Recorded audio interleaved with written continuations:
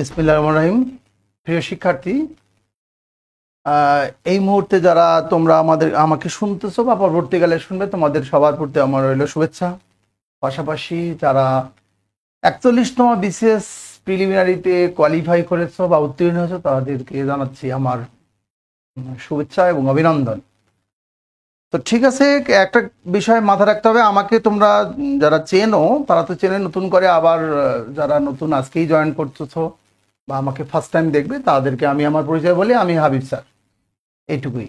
আর মোটামুটি দীর্ঘদিন এই সেক্টরে কাজ করি, একটা পরিচিতি আছে। অনেকদিন ধরে এই বিসিএস মানে পরীক্ষার্থী ছেলেমেয়েদেরকে পড়াচ্ছি, প্রায় এটা 29তম বিসিএস থেকে পড়াচ্ছি, একটা হিউজ টাইম এর মধ্যে আছি। তো যাই হোক, আমাকে যদি তোমরা শুনতে পাও একটু কমেন্ট করে জানাও, আমিও একটু দেখি যে তোমরা শুনতে পাচ্ছ, তাহলে আমরা আমাদের আজকের ক্লাসে চলে যাই।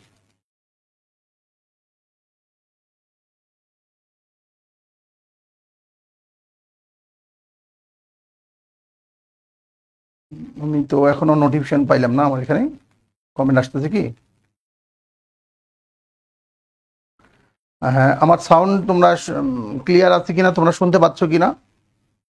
খুব অল্প সময়ের মধ্যে টোটাল 100 মার্কের সিলেবাসের উপর বিজ্ঞান, তথ্য প্রযুক্তি, কম্পিউটার, ইলেকট্রনিক্স যা আছে সব কিছুরই একটা অ্যাভারেজ আলোচনা করব, এবং অল্প সময়ের মধ্যে গোছানো প্রিপারেশন কি করে নিতে হয় সেসব বিষয়ে আলোচনা করব। এবং আজকের এই ক্লাসটা বা লাইভ সেশনটা খুব গুরুত্বপূর্ণ থাকবে, তোমরা তোমাদের প্রত্যেকের আইডিতে শেয়ার করে রাখো, যাতে পরবর্তীকালে যে কোনো সময় সেটা দেখতে পাও। প্রথমে একটা বাজে কমেন্ট দিয়ে শুরু করলো কে যেন। ভাই, এটা একটু ফ্রি ক্লাস, যদি পছন্দ না হয় তা থাকবেন না, আর যার পছন্দ হবে, যার দরকার হবে সে থাকবে, এই। আর বিসিএস তো বিসিএস ক্যাডার কারা হবে? বিসিএস ক্যাডার হওয়ার পূর্ব শর্ত হচ্ছে যাদের মনের মধ্যে পজিটিভ ধারণা বেশি, যে কোনো কিছুকে পজিটিভ দিক হতে তারাই বিসিএস ক্যাডার হবে। আর যারা মনে করে যাদের মনের মধ্যে পুরাটাই নেগেটিভ বা নেগেটিভ থিম বেশি, নেগেটিভ দিক বেশি আকর্ষণ করে, ভাই আর যাই হোক বিসিএস ক্যাডার হওয়ার যোগ্য তুমি না। খুব স্পষ্ট কথা এবং স্ট্রেট ফরওয়ার্ড কথা। যদি মনের মধ্যে নেগেটিভ চিন্তা বা নেগেটিভ কথাবার্তা বেশি আসে, বিসিএস বাদে অন্য কিছুকে ট্রাই করো। ওকে, থ্যাংক ইউ। আশা করি শুনতে পাচ্ছ, সবাই বলতেছে হ্যাঁ, ক্লিয়ার সাউন্ড। ওকে।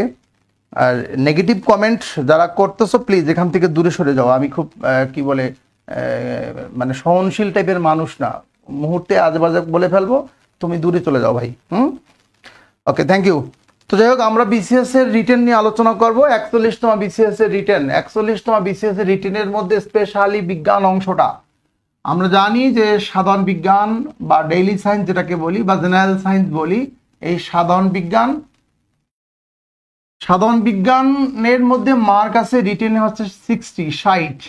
ওকে, কম্পিউটার অংশের মধ্যে মার্ক আছে হচ্ছে 25 আর ইলেকট্রনিক্স এটার মধ্যে আছে 15। এই মোটে হচ্ছে 100 মার্ক। এই 100 মার্ক নিয়ে একটু আলোচনা করতে চেষ্টা করবো আর কি। দেখা যাচ্ছে কি ক্লিয়ার? ওকে, তো সাধারণ বিজ্ঞানের মধ্যে বলছি 60 আছে, কম্পিউটার অংশের মধ্যে 25 আর ইলেকট্রনিক্স অংশের মধ্যে আছে 15। এই মোটে 100 মার্ক। এই 100 মার্ক নিয়ে আলোচনা করব। তো এই 60-এর মধ্যে তোমাকে কোশ্চেন দিতে হবে, অ্যান্সার 8টা, অর্থাৎ দেওয়া থাকবে 10টা, 10টার মধ্যে 8টা অ্যান্সার করতে হয়। রিটেন পরীক্ষায় 10টা প্রশ্ন দেওয়া থাকবে, এই 10টার মধ্যে 8টা প্রশ্নের অ্যান্সার করতে হবে। তোমার প্রতিটা প্রশ্নের মধ্যে মার্ক থাকবে 7.5 করে, 7.5 করে, এই 7.5, তাহলে প্রথমেই এটা আমরা যদি গুণ করি তাহলে 60 পেয়ে যাচ্ছি। এই 7.5 করে মার্ক থাকবে। আর এই ক্ষেত্রে তোমার মোটে 7 থেকে 8টা কোশ্চেন থাকবে, 7 থেকে 8টা কোশ্চেন মিলে কম বেশি অ্যাভারেজ করে এটার মার্ক হবে 25। আর এটা ওই রকম কোনো অপশন দেওয়া থাকবে না, সেক্ষেত্রে তোমাকে 7টা বা 8টা কোশ্চেন অ্যান্সার করতে হবে, এটার 25 মার্ক। আর এই 15-এর মধ্যে তোমার কোশ্চেন ওখানে দেওয়া থাকবে 8টা, 8টার মধ্যে যে কোনো 6টির অ্যান্সার করতে হবে। তো 6-এর সঙ্গে গুণ করতে হবে 1.5, তাহলে 6 1.5 এখানে হচ্ছে তোমার না সরি, ভুল হয়ে গেল, এটা 2.5, 2.5, তাহলে 6 দুগুণা 12 আর ওই পাশে 3 মানে 15। এই হচ্ছে মার্ক, এই মোটে হচ্ছে 100। আমি দেখতে পাচ্ছি এখানে আমাকে সাধারণ বিজ্ঞানের মধ্যে অ্যান্সার করতে হচ্ছে 8টা প্রশ্ন, প্রতিটা প্রশ্নের মার্ক হচ্ছে 7.5 করে। কম্পিউটার অংশের মধ্যে আমাকে অ্যান্সার করতে হবে 7 থেকে 8টা কোশ্চেন, এখানে মার্ক হচ্ছে 25। আর ইলেকট্রনিক্স অংশের মধ্যে অ্যান্সার করতে হবে 6টা প্রশ্ন, 6টা প্রশ্ন, সেক্ষেত্রে আমার মার্ক হচ্ছে 15। এইটাকে আবার 3 ভাগে ভাগ করা হচ্ছে। পরীক্ষায় দেখবে যে পার্ট এ, পার্ট বি আর পার্ট সি।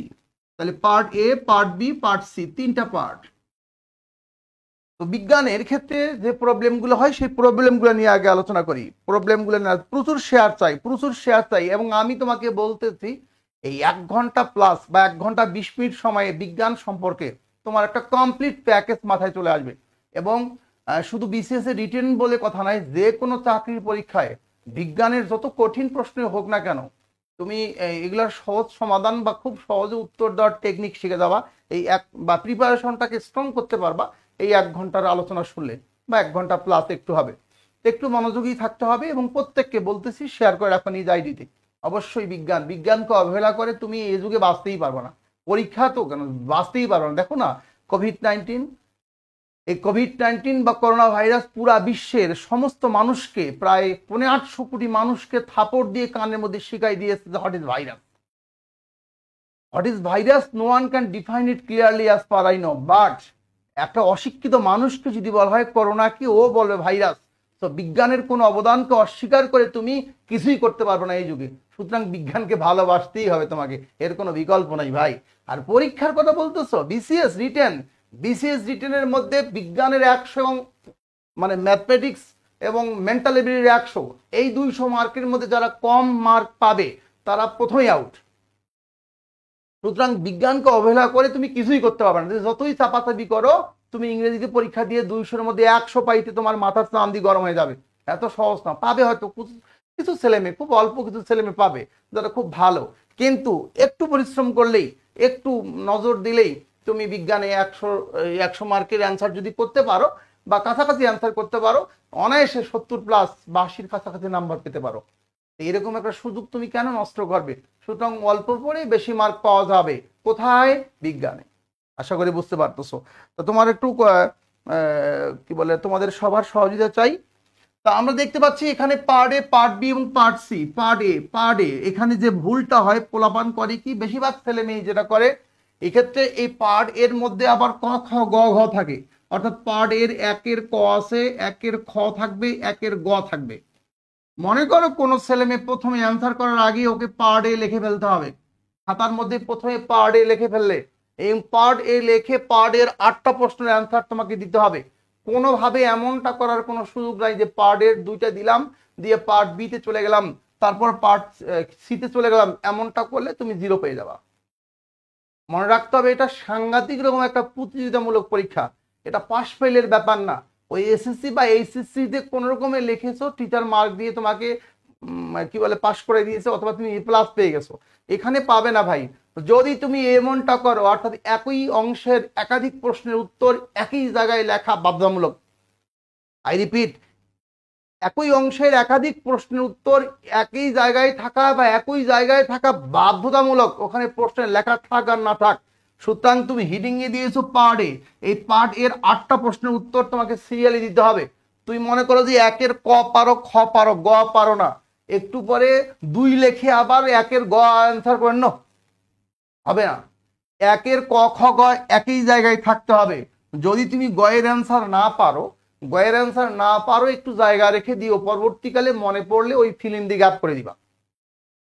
আমি কি তোমাদেরকে বলতে পেরেছি? যদি তুমি গয়ের উত্তর না পারো, এই মুহূর্তে তোমার মাথা আসছে না গয়ের উত্তর কি করে দিতে হবে, একটু পরে তুমি ফিল ইন দি গ্যাপ করে দিও। কিন্তু তুমি যদি 1-এর ক খর অ্যান্সার করার পরে আবার 3 নম্বরের অ্যান্সার করা শুরু করে দিছো, এরপরে 4 নম্বরের অ্যান্সার করা শুরু করলা, এরপরে একটু পরে তোমার মনে হলে 1-এর গটা তুমি পারবো, এবারে 1-এর গটা তারপরে লিখলে তোমার লাভ হবে না, 0 পেয়ে যাবা। আমি কি বলতে পেরেছি ভাই? যদি বলতে পারি তাহলে একটু কমেন্ট করো, কথাটা কি বোঝা গেছে? তাহলে আমি যে বাক্যটা ইউজ করেছি পুরো বাক্যটা একটু কমেন্টে লেখো। আমি বলছি যে একই অংশের একাধিক প্রশ্নের উত্তর একই জায়গায় থাকা বাধ্যতামূলক। আই রিপিট, একই অংশের একাধিক প্রশ্নের উত্তর একই জায়গায় থাকা বাধ্যতামূলক। এটা কমেন্টে লেখো যাতে পরবর্তীকালে নজরে পড়ে। একই অংশের একাধিক প্রশ্নের উত্তর একই জায়গায় থাকা বাধ্যতামূলক। কথা কি স্যার বোঝা গেছে কিনা? তারপরে পার্ট এ শেষ করব, তারপর পার্ট বি তে যাব, তারপর পার্ট বির অ্যান্সার করব। পার্ট বির মনে করো যে এখানে অ্যান্সার করতে হবে 7-8টা কোশ্চেন। তো 60টা কোশ্চেনের মধ্যে আমি 5টা পারছি, 2টা পারিনি, 2টার জন্য একটু জায়গা রেখে দেবো। যদি পরবর্তীকালে আমি পারি তাহলে ওটা ফিল ইন দি গ্যাপ করে দেবো, যদি না পারি তো ওকে ফাঁকাই থাকবে, কোনো সমস্যা নাই, কোনো সমস্যা নেই। টিচার যিনি খাতা দেখবেন তার প্রথম পেজ থেকে লাস্ট পেজ খুঁজে উত্তর বের করা তার দায়িত্ব। তারপর তুমি যদি মনে করো যে স্যার যদি না দেখে তাহলে আর কি করার, ওইখানে পিটিও লিখে দিও, পিটিও লেখো না, ওই পিটিও লিখে দিও, টিচার পিটিও দেখলেই বুঝলো যে পিছনের পৃষ্ঠায় কিছু আছে, কোনো সমস্যা নাই। অনেকে আবার অপব্যাখ্যা কুব্যাখ্যা দেবে যে ফাঁকা পেজ পাইলে এরকম ক্রস চিহ্ন, ন নেভার, কোনো পৃষ্ঠার মধ্যে এরকম ক্রস চিহ্ন কখনো ইউজ করবে না।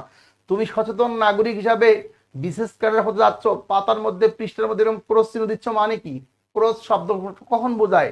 ক্রস মানে কি? ওটা কেটে দেওয়া। তো তুমি পৃষ্ঠা ফাঁকা জায়গা কেটে দিলা, কি কাটলা তুমি? বাতাস কাটলা, ফালতু এগুলা কাজ করবে না কখনো। আমি কি বোঝাতে পেরেছি ভাই? Okay good, thank you. এবার আমরা আসি, পার্ট বি গেল, এবার পার্ট সি। পার্ট সি এর ক্ষেত্রে কোশ্চেনে অ্যান্সার দিতে হয় কয়টা বলেছি? 6টা। 6টা প্রশ্নের মধ্যে আবার দেখবা যে অংশ থাকে, অংশ এখানে ক খ থাকে না, অংশ থাকে। মনে করে একটা কোশ্চেন বললাম পার্ট সি এর ক্ষেত্রে, ওখানে বলতেছে যে রাডার কি, রাডারের ক্রিয়া কৌশল বর্ণনা করো। রাডার কি? রাডারের ক্রিয়া কৌশল বর্ণনা করো। এখন তুমি বললা কি রাডার কি, 1 মার্ক পেয়ে গেছো। ক্রিয়া কৌশল বা মেকানিজম বললে আরো 1.5 মার্ক পাবা।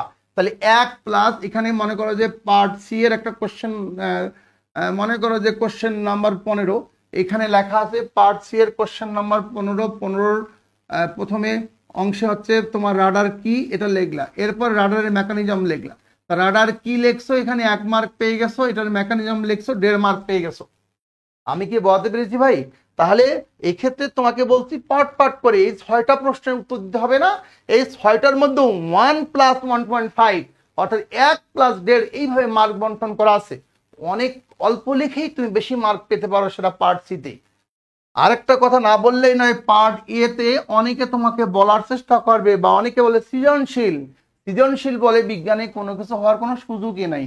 তোমাকে সৃজনশীল একটা গল্প হয়তো দেবে, এই গল্পটা খুব বেশি ইফেক্টিভ না, গল্পটা খুব বেশি ইফেক্টিভ না, একটা গল্প দেওয়া থাকবে। যেমন মনে করো একটা কোশ্চেন ক খ গ দেওয়া আছে 1 নম্বর, তাহলে একটু গল্প লেখছি 3 লাইনের। গল্প কি? রহিম খুব ভালো ছেলে, রহিম খুব ভালো ছেলে, নীতি নৈতিকতার সব সময় মধ্যে থাকে, কখনো অন্যায় কাজ করে না, কিন্তু একদিন রাস্তায় সে দুর্ঘটনায় পতিত হয়েছে। পরবর্তীকালে তাকে হসপিটালে বা হাসপাতালে নেওয়ার পর খুব দ্রুত রক্ত দিতে হয়েছিল, কিন্তু রক্ত দেওয়া হয়েছিল যে রক্তটা, সেই রক্তটা টেস্ট করা হয়নি। পরবর্তীকালে তার এইডস রোগ হয়। একটু গল্প দিয়ে দিল, দিয়া বলল প্রশ্ন ক এইডস কি। দেখো ভাই, সৃজনশীল এই গল্পের সাথে এইডস কি প্রশ্নের উত্তরের কোনো মিল নাই। সৃজনশীল এই গল্পের সাথে এইডস কি এর কোনো মিল নাই, কিন্তু গল্প একটা দিয়ে দিছে। তারপরে বলছে এইডস এর লক্ষণগুলো কি কি। তুমি এইডস এর লক্ষণগুলোও কিন্তু এই গল্পের মধ্যে পাবা না। 3 নম্বরে একটা ব্যাখ্যামূলক দিয়েছে, এইডস এর হাত থেকে রক্ষা পাওয়ার উপায় কি কি। এমন অবস্থায় তুমি এইডস এর হাত থেকে রক্ষা পাওয়ার উপায়গুলো লিখবা। তার মানে প্রথমে যে সৃজনশীল গল্পটা ছিল, এই গল্পেও দেখে দেখে উত্তর করার কোনো সুযোগ নাই।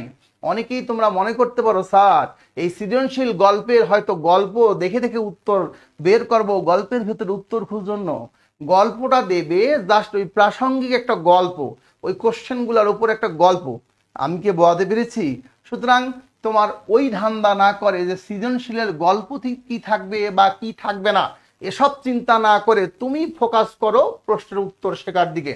তার মানে বিজ্ঞানের সৃজনশীলের খুব বেশি ভূমিকা নেই। আই রিপিট, বিজ্ঞানের সৃজনশীলের কোনো ভূমিকা, খুব বেশি ভূমিকা নেই।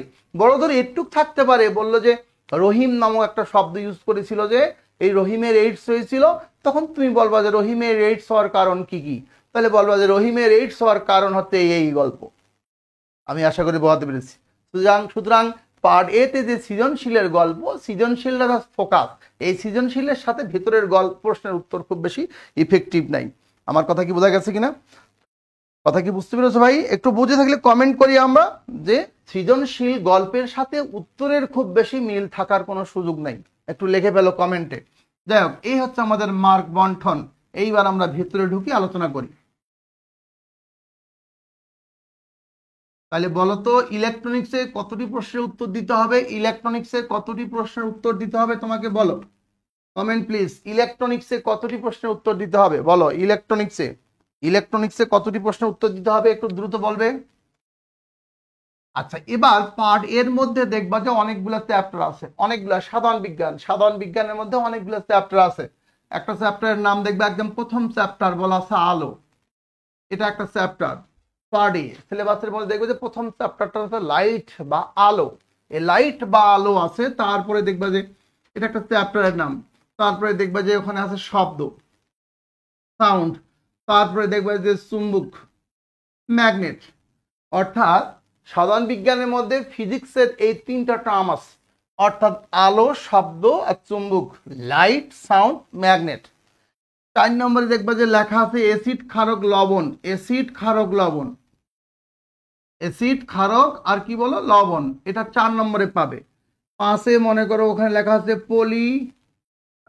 কি বলে পলিমারকরণ নাকি, হ্যাঁ ওটাকে কি বলে পলিমারকরণ বিক্রিয়া আর কি লিখি ফেলি তাইলে হবে পলিমারকরণ। তারপরে 6 বোধহয় পানি, এগুলো সিকোয়েন্স একটু উলটপালট হইতে পারে। তার যাই হোক 4-5-এর মধ্যে এটা হচ্ছে কেমিস্ট্রির অংশ, এটা হচ্ছে ফিজিক্সের পার্ট, এটা কেমিস্ট্রি। তারপরে পানি, পানি। তারপরে তারপরে আমাদের সম্পদ, আমাদের সম্পদ, আমাদের সম্পদ। ওকে, আবহাওয়া পাবা, আবহাওয়া, আবহাওয়া, জলবায়ু, আবহাওয়া, যাই হোক। আর্ট তুমি পাবে হচ্ছে এখানে আছে তোমার কি বলে মেডিকেল সায়েন্স বা চিকিৎসা বিজ্ঞান আছে। তার আগে কি বলে, আচ্ছা চিকিৎসা বিজ্ঞানে আগে লিখি চিকিৎসা বিজ্ঞান। এখানে আছে তোমার কি বলে আমাদের সম্পদ, আবহাওয়া বলেছি। ও আচ্ছা, আরেকটা বলি নেই, খাদ্য পুষ্টি। তাহলে খাদ্য পুষ্টিটা আগে বলি নেই, এটা খাদ্য পুষ্টি আগে বলি নেই। খাদ্য পুষ্টি, খাদ্য পুষ্টি, ফুড ও নিউট্রিশন, খাদ্য পুষ্টি। আরেক এটা হচ্ছে 10 হচ্ছে চিকিৎসা বিজ্ঞান। 11 হচ্ছে তোমার কি বলে জৈব প্রযুক্তি, জৈব প্রযুক্তি, বায়োটেকনোলজি।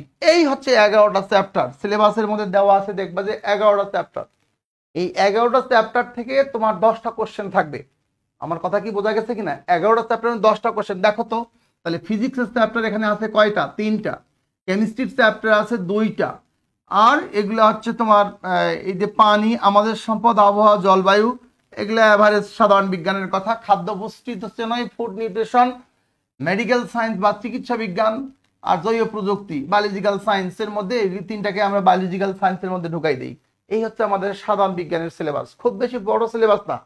এই টোটাল 11টা চ্যাপ্টার মিলে মার্ক হবে কত? 60। আশা করি বোঝা যাচ্ছে, আশা করি বোঝা যাচ্ছে কিনা, আমার কথা কি ভাই বুঝতে পেরেছো কিনা? এই যে হচ্ছে তোমাদের সিলেবাস, এই হচ্ছে তোমার সিলেবাস। তাহলে আমরা যদি এগুলা দিকে আলোচনা করি, এখন যারা পিওর আর্টস কমার্সের স্টুডেন্ট, তোমরা পিওর আর্টস কমার্সের স্টুডেন্ট, তো স্যার সায়েন্স দেখলে আমি ভয় পাই, এমন কিছু ছেলেমেয়েরা আসো না, তোমরা টার্গেট করবা যে আমার আমার যে সমস্ত টপিকের দক্ষতা নেওয়া আমার জন্য খুব ইজি, সেগুলোকে খুব বেশি টার্গেট করবে। অর্থাৎ কোনো ছেলেমেয়ে যদি একটা চ্যাপ্টার বাদও দেয় কোনো সমস্যা কিন্তু হবে না, কারণ 10টা কোশ্চেন দেওয়া থাকবে, এর মধ্যে 8টা অ্যান্সার করতে হবে। এই 11টা চ্যাপ্টার, এই 11টা চ্যাপ্টারের উপর তোমাকে অ্যান্সার করতে হবে, 8টি প্রশ্নের উত্তর দিতে হবে। 8টি প্রশ্নের উত্তর, 11টার মধ্যে 8টা। আমার কথা কি স্যার বোঝা গেছে কিনা? 11টার মধ্যে 8টা, সেই 11টার মধ্যে 8টা। তা আমি কি 11টার মধ্যে 8টার উপর সাংঘাতিক একটা দক্ষতা নিতে পারি না? দেখো তো ভাই, যারা আর্টস কমার্সে পড়ছো, খাদ্য পুষ্টি, এটা কোনো চ্যাপ্টার হইলো? খুব ইজি ব্যাপার না। খাদ্যের উপাদান 6টা আছে না, যেটাকে আমরা ছোটবেলা থেকে পড়েছি, 3, 4, 5 থেকে পড়েছি। ওই যে কার্বোহাইড্রেট বা শর্করা, প্রোটিন বা আমিষ, তারপরে কি ফ্যাট বা চর্বি বা স্নেহ, মিনারেল বা খনিজ, ভিটামিন, পানি, এই 6টা নিয়ে আলোচনা। এটা হচ্ছে এখানে আছে। পাশাপাশি এখানে দেখবে যে বিএমআই আছে, বিএমআই, বডি মাস ইন্ডেক্স। একটা সূত্র দিয়েই শেষ, প্রতি বছরে ওই একই ঘোড়ান্ডা কোশ্চেন আসে। তারপরও কেন যেন ছেলেমেয়ে পারে না আমি জানি না ভাই, এত ছোট, এটা নিয়ে আলোচনা করার খুব বেশি কিছুই নেই। খাদ্য পুষ্টি তোমরা সবাই পারো। ওকে, চিকিৎসা বিজ্ঞান, এই চিকিৎসা বিজ্ঞান মেডিকেল সায়েন্সের ভাষা তোমাকে এমবিবিএস কমপ্লিট করতে হবে না। এখানে মেডিকেল সায়েন্সের ভাষা কিছু টার্ম তোমাকে শিখতে হবে, ভাষা কিছু রোগের। যেমন পরীক্ষা আসছে, এমনও আসছে দেখছি যে 38 কোশ্চেন দেখবা, রাতকানা রোগ কোন ভিটামিনের অভাব হয়? কত ভাই, এটা কোনো কোশ্চেন হলো? রাতকানা রোগ কোন ভিটামিনের অভাব হয় এটা জানে না, ক্লাস 4-এর বাচ্চাও জানে। আর তুমি বিশেষ পরীক্ষা দিবা, তুমি জানবা না কেন? না জানা তো অন্যায়। তোমাকে বললো যে বেরি রোগ কোন ভিটামিন অভাবে হয়, এগুলো কোন কোশ্চেন? এই চিকিৎসা বিজ্ঞানের ক্ষেত্রে তোমাকে কিছু টার্ম হয়তো মুখস্থ করতে হবে, একদম সোজা ব্যাপার। এখানে সায়েন্সের স্টুডেন্ট হতে হবে না, এমনি পড়লেই পারবা। বায়োটেকনোলজির বা জেনেটিক্স ইঞ্জিনিয়ারিং এর কিছু টার্ম হয়তো তোমাকে শিখতে হবে, ডিএনএ রেপ্লিকেশন শিখতে হবে তোমাকে, হয়তো কি বলে ওই ডিএনএ কি বলে ডাবল হেলিক্স মডেল শিখতে হবে, হ্যাঁ, ফার্মেন্টেশন শিখতে হবে, হ্যাঁ, কিছু সংজ্ঞা মুখস্থ করতে হবে, খুব বেশি কঠিন না। তার মানে আমি তোমাকে বলতে চাচ্ছি, তুমি আর্টস কমার্সের স্টুডেন্ট হলেও এই 3টা 9, 10, 11 দক্ষতা আনা তোমার জন্য ইজি। এবার আসো, পানি, পানি আমাদের সম্পদ, আবহাওয়া, আমাদের সম্পদ, আবহাওয়া, জলবায়ু, এই 3টাও দক্ষতা আনা কোনো ব্যাপার না, সবাই পারবে। দেখো তো পানির মধ্যে শব্দ দেখবে 4টা শব্দ আছে, পানির চ্যাপ্টারের মধ্যে শব্দ দেখবে বিওডি, বিওডি একটা শব্দ দেখতে পাওয়া, বায়োলজিক্যাল অক্সিজেন ডিমান্ড, বিওডি। তারপরে আছে দেখবে যে সিওডি মানে কি, কেমিক্যাল অক্সিজেন ডিমান্ড। ওকে, এখানে আছে টিডিএস, টিডিএস মানে টোটাল ডিজলভ সলিডস। ওকে, এখানে আছে তোমার কি বলে BOD, COD, TDS, TOC, total organic carbon. এই 4টা শব্দ পড়তে কি খুব বেশি কঠিন হবে ভাই? তোমার পরীক্ষায় বলবে বিওডি কি, বিওডি কি, বায়োলজিক্যাল অক্সিজেন ডিমান্ড, এটা একটু বুঝতে হবে। COD chemical oxygen demand, TDS total dissolved solid, অর্থাৎ পানির মধ্যে দ্রবীভূত পদার্থ যেগুলো আছে সেটার সলিডের পরিমাণ। টোটাল অর্গানিক কি বলে, total organic carbon, total organic carbon, TOC. তাহলে বিওডি, সিওডি, টিডিএস, টিওসি, 4টা শব্দ পড়লেই মোটামুটি এই চ্যাপ্টারের গল্প ফিনিশ। খুব বেশি কঠিন কিছু না। তোমাকে বলবে পানি সংক্রান্ত কিছু কোশ্চেন, পানি দূষণের কারণ। আরে ভাই, এগুলো ক্লাস 3-4 এর বাচ্চারাও পারে। পানি দূষণের কারণ কোনো ব্যাপার নাকি? হ্যাঁ, বায়ু দূষণের কারণ। তোমাকে আমাদের সম্পদের মধ্যে মাটি, মাটির প্রকারভেদ জানতে হবে, মাটি, মাটির প্রকারভেদ। তা মাটি, মাটির প্রকারভেদ 4, 5, 6 এর বাচ্চারাও পারে। মাটিকে ভাগ করলে তুমি প্রথমে মনে করো যে মাটিতে একেবারে তোমার পানি একটু জমা হয় না, বা পানি শোষণ কি বলে জমা হয় না, বেশিরভাগ পানি, সব পানি শোষিত হয়ে যায়, নাম কি? বেলে মাটি। বেলে মাটি, বেলে মাটি, বেলে মাটিতে পানি বেশিরভাগ শোষিত হয়ে যায়, সব পানি শোষণ হয়ে যায়, এখানে পানি জমা হয় না, বেলে মাটি। তারপরে কি পলি মাটি, পলি মাটি, পলি মাটি মানে এখানে পানি ধারণ ক্ষমতা বেশি, বেলের চেয়ে পলি। পলি মাটিতে মানে কি পানি ধারণ ক্ষমতা কি বেলে বেশি, পানি ধারণ ক্ষমতা বেশি, তার মানে কি পলি। আর কি বলে কি বলে আছে এই কাদা মাটি, কাদা মাটি, কাদা, কাদা মাটি, কাদা মাটিতে পানি ধারণ ক্ষমতা পলির চেয়েও বেশি। হ্যাঁ, আর এই 3টে মিলি যদি একসাথে কম্বিনেশন করি তখন তার নাম কি? তখন তার নামে দোআঁশ মাটি। দোআঁশ, দোআঁশ মাটি ফসল চাষের জন্য সবচেয়ে আদর্শ মাটি। মানে প্রয়োজনীয় পানি শোষণ ক্ষমতা আছে, আবার প্রয়োজনীয় পানি ধারণ ক্ষমতা আছে।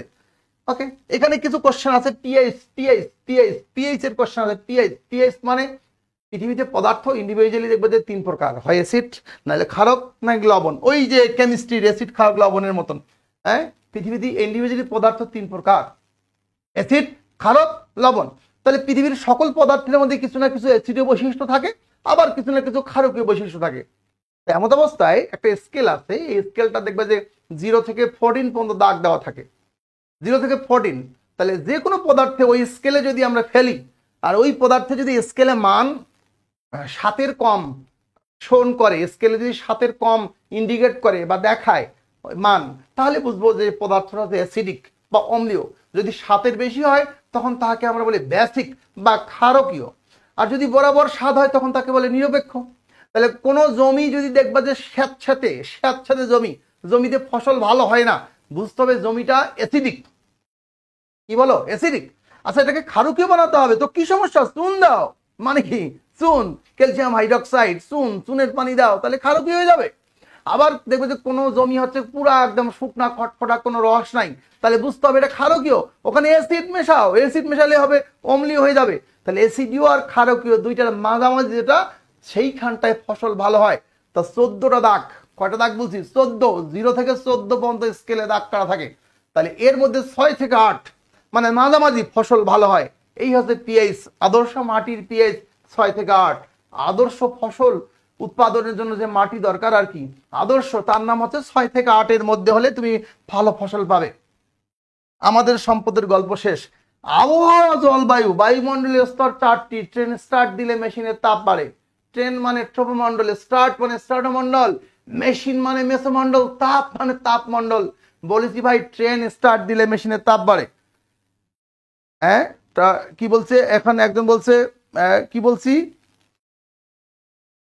একজন বলছে পার্টগুলো ইন্টারমিডিয়েট সায়েন্সের বই থেকে পড়া লাগবে নাকি এসএসসি লেভেল হলেই হলে? এসএসসি হলে হবে, এসএসসি কেন, ক্লাস 8-এও আছে। ইন্টারমিডিয়েটের বই, ইন্টারমিডিয়েটে কি সাধারণ বিজ্ঞান আলোচনা করা হয় কোথাও ভাই? ইন্টারমিডিয়েটে কি সাধারণ বিজ্ঞান আছে? ইন্টারমিডিয়েটে কোনো সাধারণ বিজ্ঞান বই নেই। ইন্টারমিডিয়েটে আছে physics, chemistry 1, chemistry 2, physics 1, physics 2, অর্থাৎ কি বলে ইন্টারমিডিয়েটে কোনো সাধারণ বিজ্ঞানের বই নেই, এগুলো অপব্যাখ্যা কুব্যাখ্যা। ইন্টারমিডিয়েটের বই থেকে সাধারণ বিজ্ঞান পড়তে হয় না। ইন্টারমিডিয়েট কি সাধারণ বিজ্ঞান বই পড়ায় নাকি? কে বলছে ভাই? কোথায় শিখছেন, কার কাছে শিখছেন? কেউ বলে নাই। আপনি এমনি এমনি সাধারণ বিজ্ঞান কমন বই, বুঝো নাই? এবার গেল আবহাওয়া জলবায়ুর ক্ষেত্রে বলতেছিলাম বায়ুমণ্ডলের স্তর 4টা, এর মধ্যে তাপমণ্ডল যেটা সর্বশেষ স্তর, ওটাকে আবার 2 ভাগ করা যায়। একটা হচ্ছে নিচের দিকে যে স্তরটা, তার নাম আয়নোস্ফিয়ার বা আয়নমণ্ডল, উপরটা হচ্ছে ম্যাগনেটোস্ফিয়ার। ম্যাগনেটোস্ফিয়ার, তাহলে দেখো আমি বলছি বায়ুমণ্ডলের স্তর কয়টি? 4টি। কয়টি বলো? 4টি। বায়ুমণ্ডলের স্তর 4টা, অর্থাৎ ট্রেন মানে ট্রোপোমণ্ডল, আমরা যেখানে বাস করি। স্টার্ট মানে স্ট্রাটোমণ্ডল মানে আমাদের উপরেরটা, যেটা ওজোন স্তর বলা হয়, ওখানে ওজোন গ্যাসের পরিমাণ বেশি। তার উপরে যেটা আছে তার নাম মেসোস্ফিয়ার বা মেসোমণ্ডল, তার উপরে থার্মোস্ফিয়ার বা তাপমণ্ডল। তাহলে বায়ুমণ্ডল স্তর কয়টি? 4টি। এটার উপর গল্প করলে আবহাওয়া জলবায়ুর গল্প শেষ হয়ে যায় ভাই, কিছু থাকে না। বুঝলেন? মাটির উপাদান কি, তোমাকে প্রশ্ন আসবে। তাহলে আমি তোমাকে বলতে চাচ্ছি এই যে 9, 10, 11 খুব সহজ চ্যাপ্টার, আর এই 6, 7, 8ও খুব সহজ। তাহলে তুমি সায়েন্সে পড়ো নাকি আর্টসে পড়ো নাকি কমার্স ব্যাকগ্রাউন্ডে পড়ালেখা করছো, এটা কোনোই ব্যাপার না। এই নিচের 6টা চ্যাপ্টার পড়ার জন্য তোমার কারোর সাহায্য লাগবে না। এবার আসি যারা সায়েন্স ব্যাকগ্রাউন্ড না, তাদের জন্য উপরের 5টা চ্যাপ্টার একটু সমস্যা হয়, তারপরেও খুব বেশি সমস্যা হওয়ার কোনো সুযোগ নাই। আমি তোমাদেরকে বলি, আমাদের এই বিদ্যাবাড়ির পক্ষ থেকে সাধারণ বিজ্ঞানের উপর এই 11টা চ্যাপ্টার আলোচনা করা হয়েছে 8টি লেকচারে। তুমি যদি এখানে অ্যাডমিট হও বা এখানে যদি থাকো, এখানকার স্টুডেন্ট, তোমরা জানো যে 8টা ক্লাসই আমি নিয়েছি, 8টার জায়গায় 9টা ক্লাস নেওয়া আছে।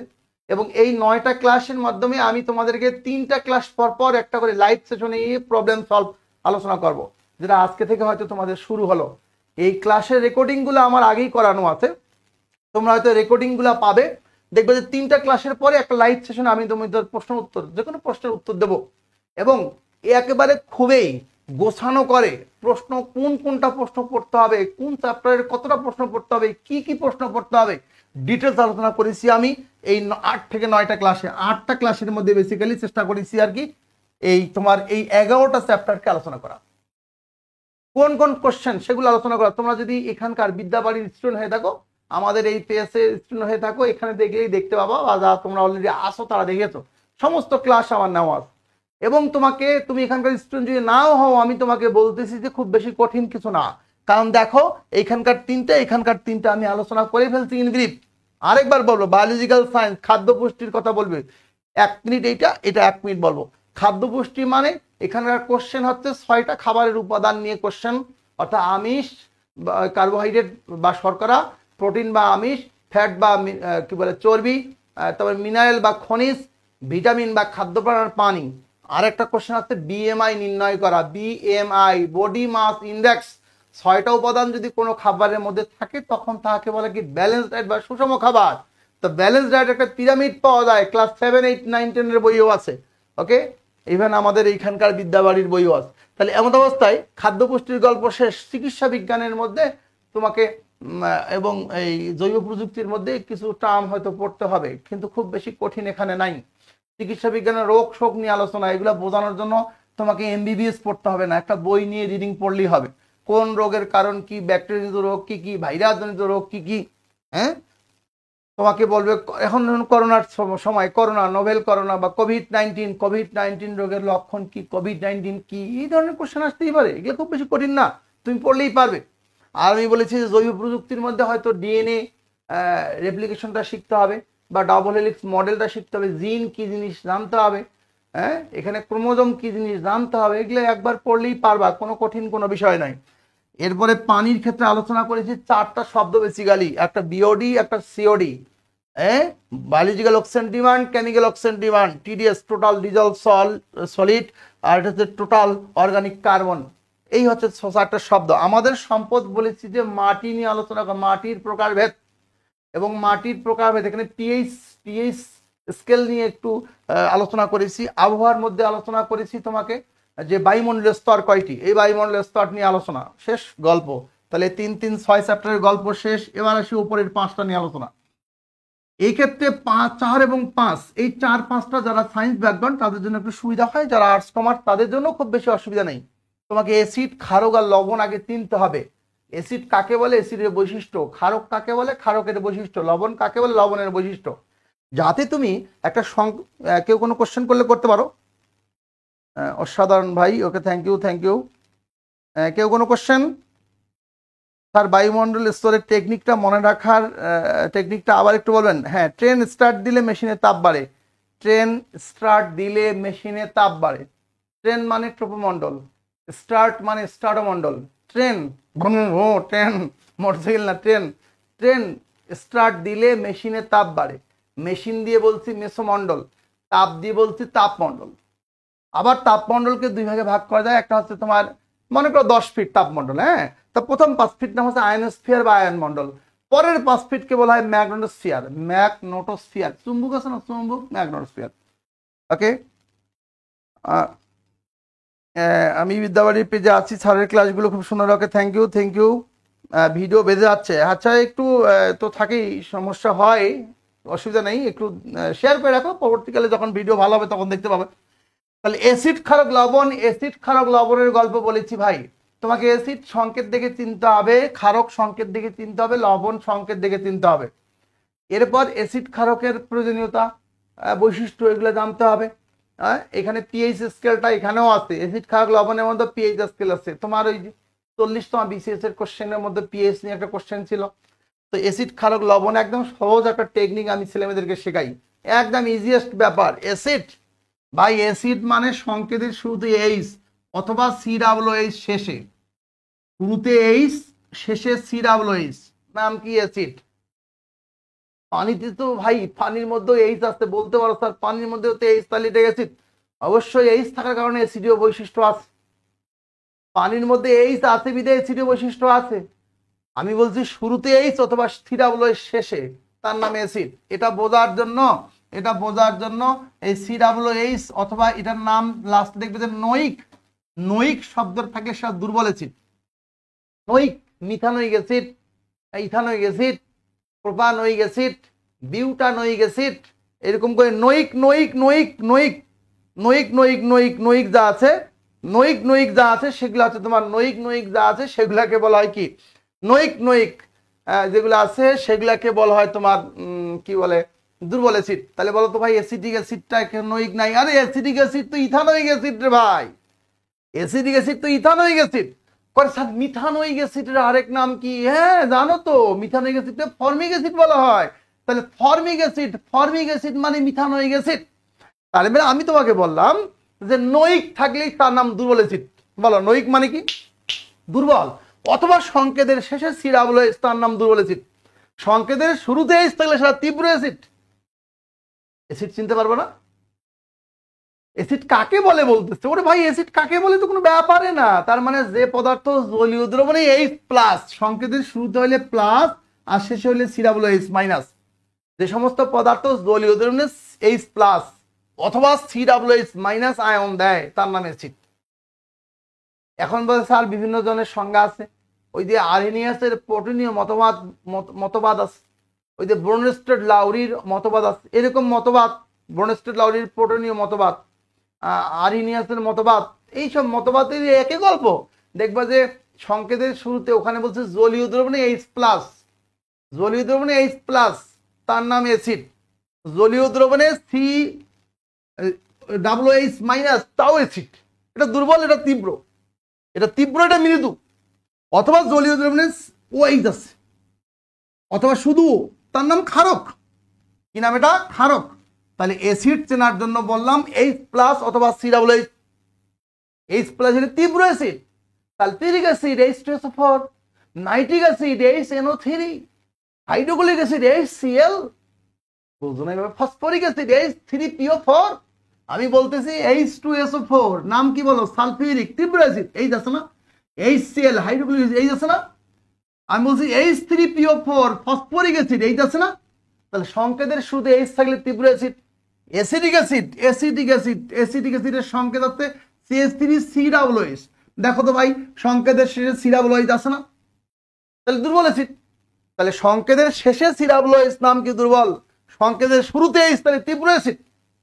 তোমার পরীক্ষায় বলে ভিনেগার কি, ভিনেগার কাকে বলে, ভিনেগার একটা দুর্বল অ্যাসিড, ভিনেগার একটি মৃদু অ্যাসিড। 6 থেকে 10% অ্যাসিডিক অ্যাসিডের জলীয় দ্রবণকে ভিনেগার বলে। এতবার আসছে পরীক্ষায় এই কোশ্চেন, তার কোনো ইয়েতা নাই, কত যে আসছে তার কোনো শেষ নাই। তাহলে বললাম 6 থেকে 10% অ্যাসিডিক অ্যাসিডের জলীয় দ্রবণকে বলা হয় কি, ভিনেগার।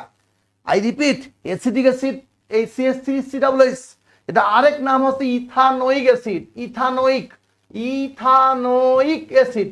তাহলে কোন সংকেতের শেষে যদি দেখো নয়িক নয়িক নয়িক নয়িক নামের শেষে নয়িক অথবা সংকেতের শেষে COOH, তার নাম দুর্বল অ্যাসিড। পরীক্ষা আসছে 38 নম্বর বিসিএসে 3টি তীব্র অ্যাসিড 3টি মৃদু অ্যাসিডের নাম লিখো। কোনো ব্যাপার, 3টা তীব্র অ্যাসিডের নাম এই যে এইচ তীব্র অ্যাসিড ভাই, nitric acid, sulphuric acid, phosphoric acid, তোমার নাইট্রিক সালফিউরিক অ্যাসিড, এগুলা যে এইচ তীব্র দুর্বল অ্যাসিড জানতে যাচ্ছ তো।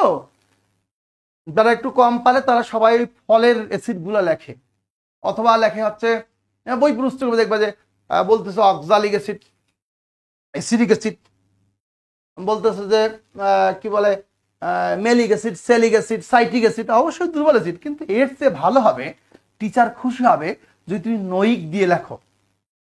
তুমি লিখবা মিথানোয়িক অ্যাসিড, তুমি লিখবা ইথানোয়িক অ্যাসিড, তুমি লিখবা প্রোপানোয়িক অ্যাসিড, তুমি লিখবা বিউটানোয়িক অ্যাসিড। নয়িক নয়িক নয়িক নয়িক নয়িক মানে দুর্বল, কমেন্টে লেখো নয়িক মানে দুর্বল, লেখো লেখো লেখো লেখো লেখো নয়িক মানে দুর্বল, লেখো নয়িক মানে দুর্বল, নয়িক মানে দুর্বল, লেখো নয়িক মানে দুর্বল, লেখো সংকেতের শুরুতে H থাকলে তীব্র আর সংকেতের শেষে COOH থাকলে দুর্বল। লেখো তো, আমার কথা লেখো, সংকেতের শুরুতে H থাকলে তীব্র অ্যাসিড আর সংকেতের শেষে COOH থাকলে দুর্বল, অথবা নামের শেষে নয়িক, নামের শেষে কি বলেছি বলো, নয়িক, নামের শেষে নয়িক। একটু কমেন্ট প্লিজ, কমেন্ট, তাহলে যারা একটু কম বুঝতেছে তারা বুঝবে আমার কথা কি স্যার বোঝা গেছে কিনা। তাহলে সংকেতের শুরুতে H তীব্র, সংকেতের শেষে COOH মৃদু, অথবা নামের শেষে নয়িক বা ঐক সেটাও মৃদু। তাহলে পরীক্ষা আসলো 3টা তীব্র অ্যাসিড 3টা মৃদু অ্যাসিড। আমার কোন স্টুডেন্ট ওর বডির মধ্যে কলম দিল লিখে দিবে, বডির মধ্যে কলম দিল, মুখস্থ করতে হবে না ভাই, ফরম্যাট শিখাই দেবো ইনশাল্লাহ, এবং দিয়েই দিলাম তোমাদের অলরেডি। ওকে দেখো, তাহলে বলো তো ভিনেগার কাকে বলে, বললো তাহলে বলবা 6 থেকে 10% অ্যাসিডিক অ্যাসিড অথবা ইথানোয়িক অ্যাসিডের জলীয় দ্রবণকে ভিনেগার বলে। আমি তোমাকে বলতে যাচ্ছি অ্যাসিডিক অ্যাসিড আর ইথানোয়িক অ্যাসিড সেম কথা, অ্যাসিডিক অ্যাসিড আর ইথানোয়িক অ্যাসিড কি সেম কথা। কেউ কোনো কমেন্ট প্লিজ, কমেন্ট, দ্রুত কমেন্ট, ভিডিও কি আটকে যাচ্ছে নাকি, কমেন্ট প্লিজ কমেন্ট। আমি বলছি যে অ্যাসিডিক অ্যাসিড যে কথা, অ্যাসিডিক অ্যাসিড যে কথা, ইথানোয়িক অ্যাসিড সে কথা। তাহলে বলছি সংকেতের শেষে COOH অথবা নামের শেষে নয়িক বা ঐক, বাস। আচ্ছা, ক্ষারক চেনার জন্য বললাম সংকেতের শেষে ধাতুর পরে ও বা ওএস। তাহলে বলবা যে সমস্ত পদার্থ জলীয় দ্রবণে হাইড্রোক্সিল আয়ন দেয় তার নাম ক্ষারক। যে সমস্ত পদার্থ জলীয় দ্রবণে হাইড্রোক্সিল আয়ন দেয় মানে কি ওএস, তার নাম কি ক্ষারক। পরীক্ষায় বললো ক্ষারক কাকে বলে, তাহলে বলো যে সমস্ত পদার্থ জলীয় দ্রবণে মানে পানিতে দ্রবীভূত করলে ওএস হাইড্রোক্সিল আয়ন দেয় তার নাম কি ক্ষারক। ও দিলেও হবে, তাহলে সেক্ষেত্রে ধাতুর পরে অক্সাইড বা হাইড্রোক্সাইড থাকলে তার নাম ক্ষারক। কমেন্ট প্লিজ, কমেন্ট, ধাতুর পরে অক্সাইড বা হাইড্রোক্সাইড কি দেখা যাচ্ছে না নাকি, কমেন্ট প্লিজ। থেমে আছে কেন, love at first sight, thank you SD Rahman, love at first sight. Okay, আমি বলছি সংকেতের শেষে ধাতুর পরে আর কি ও বা ওএস, একটু কমেন্ট প্লিজ, নাকি আটকে গেছে নতুন কমেন্ট, কমেন্ট প্লিজ, কমেন্ট দ্রুত বলছি ভাই সংকেতের শেষে ধাতুর পরে ও বা ওএস নাম কি ক্ষারক, ধাতুর পরে ও বা ওএস নাম কি ক্ষারক। কমেন্ট পাচ্ছি না কেন, আটকে গেছে নাকি, দেখো দ্রুত কমেন্ট প্লিজ। আমি বলছি ভাই ধাতুর পরে ও বা ওএস মানে অক্সাইড বা হাইড্রোক্সাইড, ধাতুর পরে অক্সাইড বা হাইড্রোক্সাইড থাকলে তার নাম কি ক্ষারক। ধাতুর পরে অক্সাইড বা হাইড্রোক্সাইড থাকলে তার নাম কি ক্ষারক। দ্রুত ধাতুর পরে অক্সাইড বা হাইড্রোক্সাইড থাকলে তার নাম কি বলেছি বলো, ক্ষারক। বাস, আমরা চলে গেলাম অ্যাসিড ক্ষারক। লবণ নিয়ে কথা বলি। লবণ নিয়ে 2-3টা কোশ্চেন পড়তে হবে, 2টা বা 3টা। লবণ কাকে বলে, লবণের বৈশিষ্ট্য লিখো। বললো যে আলু সিদ্ধ করার সময়, ব্যাখ্যামূলক কোশ্চেন থাকে, আলু সিদ্ধ করার সময় পানির মধ্যে লবণ দিলে আলু দ্রুত সিদ্ধ হয় কেন? এমন কোশ্চেন আসে না? পানির মধ্যে যদি লবণ দাও একটু, তা আলু দ্রুত সিদ্ধ হয়। লবণের পানির ঘনত্ব বেড়ে যায়। লবণ যদি মেশাও আলু সিদ্ধের সময়, তাহলে পানির ঘনত্ব বেড়ে যায়। এই জন্য ঘনত্ব বেড়ে গেলে দ্রুত আলু সিদ্ধ হয়। তোমাকে বললো খাবার স্যালাইন তৈরি করার সময় লবণ লাগে কেন? খাবার স্যালাইন, কারণ খাবার স্যালাইন খাওয়ানো হয় কখন? ডায়রিয়া হলে, আমাশা হলে, তো লবণের ঘাটতি দেখা যায়। তো এমন অবস্থায় খাবার স্যালাইন তৈরির সময় 1 চিমটি লবণ দিতে হয়। এই লবণ কাকে বলে, লবণের প্রয়োজনীয়তা, বৈশিষ্ট্য, এগুলো মুখস্থ করে দিবা। লবণ কাকে বলে যদি বলো, তাহলে যদি বই পুস্তকের সংজ্ঞা বলো, তো ওরা এরকম করে বলে যে অ্যাসিড আর ক্ষারকের বিক্রিয়ায় পানির সাথে যে পদার্থ উৎপন্ন হয় তার নাম লবণ। বই পুস্তকের কথা আগে বলি, আমারটা পরে বলি। আমার কথা কি বুঝতে পেরেছি না? বই পুস্তকের কথায় কি বলতেছে যে অ্যাসিড আর ক্ষারকের বিক্রিয়ায় পানির সাথে যে পদার্থ উৎপন্ন হয় তার নাম লবণ। আই রিপিট, অ্যাসিড ও ক্ষারকের বিক্রিয়ায় পানির সাথে যে পদার্থ উৎপন্ন হয় তার নাম লবণ। কথা কি বুঝতে পেরেছো ভাই? আমি কোনো কমেন্টে পাচ্ছি না, কি ব্যাপার, থেমে গেছে নাকি? দেখো তো, কোনো কমেন্ট তোমরা কি শুনতে পাচ্ছ না নাকি? কমেন্ট একটু দেখতে পাচ্ছি না, নতুন কমেন্ট দেখতে পাচ্ছি না, পুরানো কমেন্ট খালি।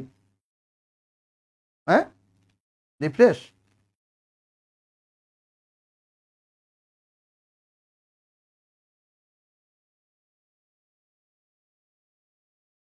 হ্যাঁ, ও বা ওয়েস থাকলে খারাপ। Good, thank you. ধাতুর অক্সাইড, খুব ভালো ক্লাস। ওকে গুড, এই তো পাচ্ছি, এখন পাচ্ছি। তো আমি বলতেছি যে লবণ কাকে বলে এটা বললাম। লবণ হচ্ছে কি বলছি বলো, অ্যাসিড আর ক্ষারকের বিক্রিয়ায় পানির সাথে যে পদার্থ উৎপন্ন হয়, অ্যাসিড ও ক্ষারকের বিক্রিয়ায় পানির সাথে যে উৎপন্ন হয় তার নাম কি লবণ। অথবা অন্যভাবে বলতে পারি, ধাতুর সাথে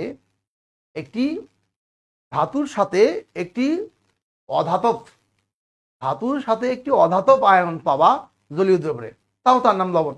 তা যে পদার্থকে জলীয় দ্রবণে ধাতুর সাথে একটা অধাতব আয়ন পাওয়া যায় তার নাম কি? লবণ বলতে পারো। Okay good, thank you. বাস, ওকে গুড। আমি science and ICT written preparation নিতে চাচ্ছি, সে জন্য কি আগে বিসিএস এ আসা কোশ্চেনগুলো পড়বো নাকি সিলেক্টেড টপিকগুলো পড়বো? এখন যেটা বলছি সেই দিকে মনোযোগ দাও। মোট কতদিন দেওয়া যাবে বিজ্ঞানে? কতদিন মানে বুঝি নাই ভাই শারমিন, কথা বুঝি নাই, কতদিন মানে? ওকে, যাই হোক, এই গেল অ্যাসিড ক্ষারক লবণের গল্প। তাহলে আশা করি বোঝা গেছে অ্যাসিড ক্ষারক লবণ সংক্রান্ত কোশ্চেন খুব বেশি পরীক্ষায় থাকে না, অল্প কয়েকটা কোশ্চেন, এই কয়েকটা প্রশ্ন পড়লেই তোমার চলবে। আমাদের এই বিদ্যাবাড়ির পক্ষ থেকে আমি অ্যাসিড ক্ষারক লবণের উপর একটা পাক্কা 2 ঘন্টার ক্লাস নিয়েছি। তোমরা যারা এখানকার ভর্তিকৃত স্টুডেন্ট আছো তারা অনায়াসেই ওখানে কি কি প্রশ্ন পড়তে হবে, কিভাবে পড়তে হবে, কিভাবে লিখতে হবে ওখানে দেখতে পারো, কোনো সন্দেহ নেই। ওকে, এবার আমরা আগাই উপরের দিকে, যে চুম্বকের গল্প। এই আলো শব্দ চুম্বক, পলিমারকরণের কথা একটা বলা হয়নি, সরি, ওটা একটু বলে নিই। পলিমারকরণের ক্ষেত্রে বিক্রিয়া 2টা পড়বা, খালি শুধু 2টা বিক্রিয়া পড়লেই চলবে ভাই। একটাতে প্লাস্টিক তৈরি করা হয় কিভাবে, পলিমারকরণ বিক্রিয়ার মাধ্যমে প্লাস্টিক তৈরি হয় না, পলিথিন প্রস্তুতি, পলিথিন, এটাই পরীক্ষা আসে। আর আসে কি পলিথিন তৈরির প্রক্রিয়াটা, আরেকটা আসে পলিথিন পরিবেশের জন্য কি রকম ক্ষতিকর। এখানে দেখবা যে পলিথিন, প্লাস্টিক, ওকে, ইথিলিন পরমাণুকে উচ্চ চাপে এবং উচ্চ তাপমাত্রায় নিয়ে আসলে এটা ইথিলিন পরমাণু মনোমার থেকে পলিমারে রূপান্তরিত হয়ে যায়, মানে পলিথিন তৈরি করে। ইথিলিন মনোমার মানে এক, পলি মানে বহু। তো ইথিলিন পরমাণুকে উচ্চ চাপ এবং উচ্চ তাপে বিক্রিয়া করালে এটা পলিথিন রূপান্তরিত হয়, এই একটা রিয়াকশন। তাহলে পলিমারকরণ বিক্রিয়ার রিয়াকশন পড়বা 2টা রিয়াকশন পড়তে বলছি। একটা হচ্ছে পলিথিন প্রস্তুতি বা পলিথিন কেমনে তৈরি হয়। আরেকটা আছে দেখবা যে নাইলন 66 লাইলন 66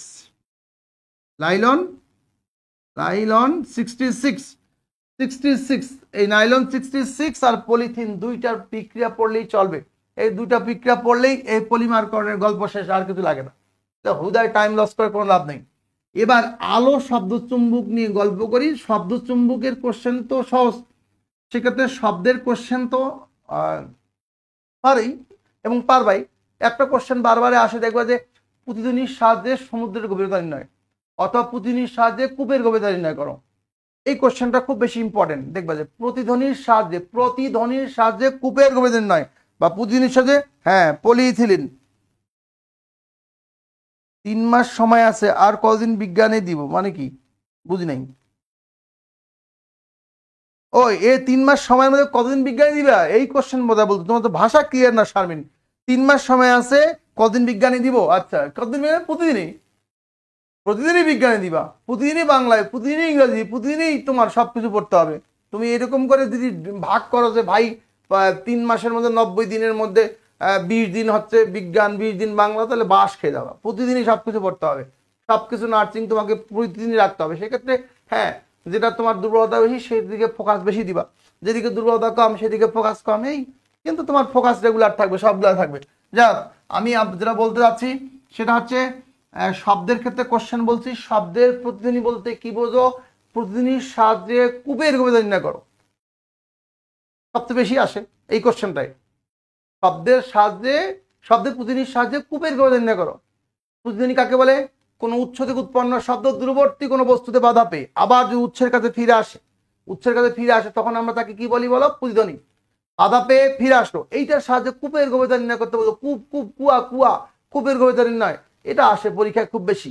এখানে আসবে শ্রাব্যতার সীমা, অর্থাৎ মানুষের শ্রাব্যতার সীমা 20 থেকে 20,000 হার্টজ। এটা এর কম হলে 20 হার্টজের, হার্টজ মানে কি? কম্পাঙ্কের একক। 20 হার্টজের কম হলে তার নাম কি? শব্দের ত্বর তরঙ্গ। 20,000 হার্টজের বেশি হলে শব্দ ত্বর তরঙ্গ। এর বাদুর শব্দোত্তর তরঙ্গের সাহায্যে পথ চলে। বোঝনে কতটা?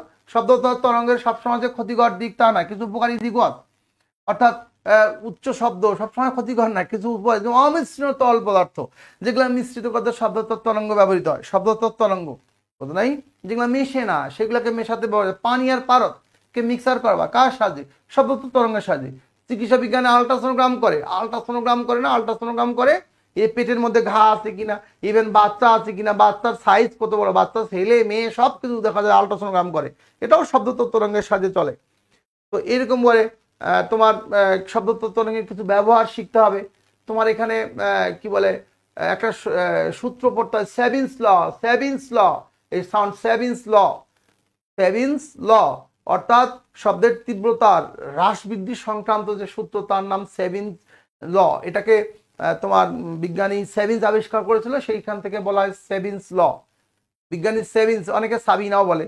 তো এই সেভিন্স ল, বিজ্ঞানী সেভিন্স ল, উনি বলছিলেন ওনার কিছু নীতিমালা আছে, এই নীতিমালাগুলোকে বলে সেভিন্স ল। তার মানে শব্দ একটা খুবই ছোট চ্যাপ্টার। এখানকার মেইন কোশ্চেন বললাম, 1 প্রতিধ্বনি কাকে বলে? প্রতিধ্বনির সাহায্যে কূপের গভীরতা নির্ণয় বা সমুদ্রের গভীরতা নির্ণয়। 2 শ্রাব্যতার সীমা বলতে কি বোঝো? শব্দের ত্বর এবং শব্দোত্তর তরঙ্গ বলতে কি বোঝো? 3 শ্রবণোত্তর বা শব্দোত্তর তরঙ্গের ব্যবহার। 4 সেভিন্স ল। এখানে আরেকটা শব্দ তোমার জানা উচিত, শব্দের প্রতিধ্বনি আর অনুরণন দুটার মধ্যে কিন্তু পার্থক্য আছে। একটা হচ্ছে প্রতিধ্বনি, একটা হচ্ছে অনুরণন। প্রতিধ্বনি আর অনুরণন, প্রতিধ্বনি হচ্ছে মনে করো যেটা বাধা পেয়ে ফিরে আসে 0.1 সেকেন্ডের পরে, তার নাম প্রতিধ্বনি। আর 0.1 সেকেন্ডের আগে যেটা আসে সেটাকে বলা হয় অনুরণন। যেটা 0.1 সেকেন্ডের পরে আসে নাম কি? প্রতিধ্বনি। আর যেটা আগে আসে 0.1 সেকেন্ড আগে আসে তার নাম কি বলো? অনুরণন। ইংলিশে শব্দটাকে বলে ইকো আর একটা রিভারবেরেশন মানে 0.1 সেকেন্ড আগে। অথবা 16.6 মিটার যে দূরত্ব, শব্দের উৎস আর প্রতিফলক পৃষ্ঠের মধ্যে মিনিমাম দূরত্ব থাকতে হয় কত? 16.6 মিটার। এই 16.6 মিটারের আগে যদি আসে তার নাম হচ্ছে অনুরণন, আর 16.6 মিটারের পরে যদি বাধা পেয়ে আসে তার নাম প্রতিধ্বনি। এই শব্দের গল্প। এবার আসে সর্বশেষ গল্প, আলোর। বিজ্ঞানের সর্বশেষ গল্প আলো। তো যাই হোক, তোমাদের কমেন্ট কি বিরক্ত হচ্ছ নাকি ক্লাস চলবে আরো কিছুক্ষণ? এখনো তো সাধারণ বিজ্ঞানে শেষ করতে পারিনি। কত মিনিট হলো? 49। 1 ঘন্টা 20 মিনিট বলছি, 1 ঘন্টা 20 মিনিট, আর আধা ঘন্টা সময় দাও একটু প্লিজ। এক নাগারে অনেকগুলো কথা বললাম, সেক্ষেত্রে মাথায় ধরে রাখার জন্য একটু মনোযোগী হতে হবে। আর তোমার ফেসবুকে এটাকে শেয়ার করে রাখো, টাইমলাইনে শেয়ার করে রাখো। বিদ্যাবাড়ির পক্ষ থেকে আমি তোমাদের এই লাইভ ক্লাস সেশনটা আজকে থেকে চালু করা হলো, এবং আমি এটা তোমার 3টা রেকর্ডিং পর একটা করে লাইভ সেশন নেবো তোমাদের প্রবলেম সলভ করার জন্য। তো সেক্ষেত্রে এই সাধারণ বিজ্ঞানের আলোচনা করা হচ্ছে 8টা লেকচারের মধ্যে। 8টা লেকচারে অলরেডি আমি করে ফেলেছি। এই 8টা লেকচার তোমরা দেখতে পাবে এবং 3টা রেকর্ডিং পরপর একটা লাইভ সেশন বিদ্যাবাড়ির পক্ষ থেকে যাবে, তোমরা তোমাদের প্রবলেম সলভ করতে পারবে। যাই হোক, লাস্ট গল্প হচ্ছে আমার সাধারণ বিজ্ঞানের আলো, এটা হচ্ছে 1 নম্বর চ্যাপ্টার। এখান থেকে কোশ্চেন আসবেই, প্রতিবারে আসে, এখান থেকে না আসার কোনো স্কোপ নেই, আসবেই, এখান থেকে কোশ্চেন আসবেই, সবসময় আসে এবং সবসময় আসে। এবং এখান থেকে কোশ্চেন আসার জন্য মাত্র 6টা টপিক তোমরা পড়বে। কয়টা টপিক বলছি? 6টা টপিক। টপিক 6টা কি কি? একটা টপিকের নাম, প্রথম টপিকটার নাম বলছি তাড়িৎ চম্বক বর্ণালী। তাড়িৎ চম্বক বর্ণালী, এই তাড়িৎ চম্বক বর্ণালী এই শব্দটা দ্বারা কি বোঝানো হচ্ছে? তাড়িৎ চম্বক বর্ণালী, এখানে যে সমস্ত তরঙ্গ আলোর বেগে চলে, এই তরঙ্গগুলাকে বলা হয় তাড়িৎ চম্বক তরঙ্গ। আর এই তরঙ্গ সময়ের সৃষ্ট বর্ণালীকে বলা হয় তাড়িৎ চম্বক বর্ণালী। বলেছি যে সমস্ত তরঙ্গ আলোর বেগে চলে সেগুলোকে বলা হয় তাড়িৎ চম্বক তরঙ্গ, আর এই তরঙ্গ সময়ের সৃষ্ট বর্ণালীগুলোকে বলা হয় তাড়িৎ চম্বক বর্ণালী। এই তাড়িৎ চম্বক তরঙ্গ মানে আলোর বেগে চলে এরকম তরঙ্গ আছে মাত্র 6টা। একটা হচ্ছে গামা রশ্মি, একটা হচ্ছে এক্স রে বা এক্স রশ্মি, এটা এক্স রে লিখলাম তাহলে ভালো বুঝবা। তারপর হচ্ছে ইউভি রে, অর্থাৎ এটাকে হচ্ছে আল্ট্রা ভায়োলেট রে বা বাংলায় বললে অতি বেগুন রশ্মি। তোমাকে বলা হচ্ছে ভিএলআর, ভিজুয়াল লাইট রে, বাংলায় বললে দৃশ্যমান আলোক রশ্মি। তোমাকে বলা হচ্ছে আইআর, ইনফ্রারেড রে মানে বাংলায় বললে অবলোহিত রশ্মি। ওকে, আর একটা হচ্ছে রেডিও ওয়েভ অর্থাৎ বেতার তরঙ্গ, রেডিও ওয়েভ ফ্রিকোয়েন্সি, আরএফ বললাম, রেডিও ওয়েভ ফ্রিকোয়েন্সি। এই 6টা রশ্মির তরঙ্গ তোমাকে মুখস্থ রাখতে হবে। এই 6টা থেকে পরীক্ষায় কোশ্চেন একটা তুমি পাবা, এর কোনো ভিন্নতা নেই। আমার কথা কি স্যার বুঝতে পেরেছো কিনা? পাবে। তার মানে পরীক্ষায় বলবো গামা রশ্মি কি, এটার ক্ষতিকর দিক লেখো, 2 মার্ক বা 2.5 মার্ক। এক্স রে কি, এটার উপকারী দিক কি, ক্ষতিকর দিক কি। অতি বেগুনি রশ্মি কি, উপকারী দিক কি, ক্ষতিকর দিক কি। মানে আসে না এমন কোনো কোশ্চেন, প্রতিবারে আসে এই অতি বেগুনি রশ্মি। 2টো উপকারী দিক লেখো। আর 2টো উপকারী দিক কি ব্যাপার, সবাই পারে। কি? ভিটামিন ডি তৈরিতে সহায়তা করে। আর কি? এই যে কৃষি জমিতে উৎপন্ন ফসল যেগুলো আছে এগুলোকে রোদে শুকাও না, এগুলোকে সংরক্ষণ করতে সহায়তা করে। 2টা ক্ষতিকর দিক বলো। আরে ক্ষতিকর দিক কি? অতিবনস্যি ঠিক আছে, ভিটামিন ডি তৈরি করে ঠিক আছে, ক্ষতিকর দিক কি? চোখের ক্ষতি করে, চোখে ছানি পড়ে। তোমার মায়ের চোখ দেখো তোমার চেয়ে ঘোলা, তোমার বাবার চোখ দেখো তোমার চেয়ে ঘোলা। বাংলাদেশের মানে যারা 50 ক্রস করেছে এরকম গ্রামে বাস করে যে সমস্ত বাবা মারা বা আমাদের চাচা চাচি যারা আছেন, এদের প্রত্যেকের চোখে ছানি আছে। চোখে ছানি পড়ে কার কারণে? এই ইউভি রের কারণে, অতিবেগুনি রশ্মির কারণে সবার চোখে ছানি পড়ে। কিন্তু আমাদের দেশের লোক বাধ্য না হয়ে মানে চিকিৎসা করতে চায় না। যখন দেখবে চোখ দিয়ে পানি পড়া শুরু হয়েছে তখন যাচ্ছে ডাক্তারের কাছে, তার আগে যায় না। তো দেখো চোখে ছানি পড়ে। আরেকটা ক্ষতিকর দিক বলো। ক্ষতিকর দিক মানে তুমি কালো, এই জন্য তুমি এখন টিকে আসো। বাংলাদেশের যে হারে সূর্যের আলো পড়ে, তুমি যদি এখন শ্বেতাঙ্গ হইতে তোমার স্কিন ক্যান্সার হয়ে যেত। তাহলে ক্ষতিকর দিক 2টা, চোখে ছানি, ত্বকে ক্যান্সার, চোখে ছানি, ত্বকে ক্যান্সার, চোখে ছানি, ত্বকে ক্যান্সার। আশা করি বুঝতে পেরেছো। এস ইউভি রে, ভিএলআর দৃশ্যমান রশ্মি 7টা বর্ণে বিভক্ত, 7টি বর্ণে বিভক্ত, বেনিয়া সহ কলা, 7টি বর্ণে বিভক্ত। ভিএলআর ভিজুয়াল লাইট রে, এটাকে বলা হয় বেনিয়া সহ কলা। মানে কি? বেগুনি, নীল, আসমানি, সবুজ, হলুদ, কমলা, লাল। এই 7টা বর্ণের মধ্যে যার তরঙ্গ দৈর্ঘ্য বেশি তার বিক্ষেপণ কম, যার আবার বিক্ষেপণ কম তার আবার তরঙ্গ দৈর্ঘ্য বেশি। উল্টা তোমার পড়ছো, এগুলো পিড়িতে পড়ছো। এই আইআর মানে ইনফ্রারেড রে, বাংলায় বললে বলা হয় অবলোহিত রশ্মি। এই অবলোহিত রশ্মির ব্যাপারটা কি? এই যে কোনো মাধ্যমের সাহায্য ছাড়া পৃথিবীতে তাপ আসে, এই যে তাপ আসে তার নাম আমরা কি বলি? এই পৃথিবীতে যে তাপ আসে কোনো মাধ্যমের সাহায্য ছাড়া, যেটা আসে কোনো মাধ্যমের সাহায্য ছাড়া যে তাপ আসে, সেই তাপকে আমরা বলি অবলোহিত তাপ। ইংলিশে বললে এটাকে আমরা আচ্ছা, এই তাপটা যে রশ্মির সাহায্যে আসে সেই রশ্মিটাকে বলা হয় অবলোহিত রশ্মি। ইংলিশে বলে এটাকে বলা হয় ইনফ্রারেড রে। আশা করি বুঝতে পেরেছো। এটা তোমাকে বলো অবলোহিত রশ্মি কি, এটার 2টা ব্যবহার লিখো, কি কামে লাগে।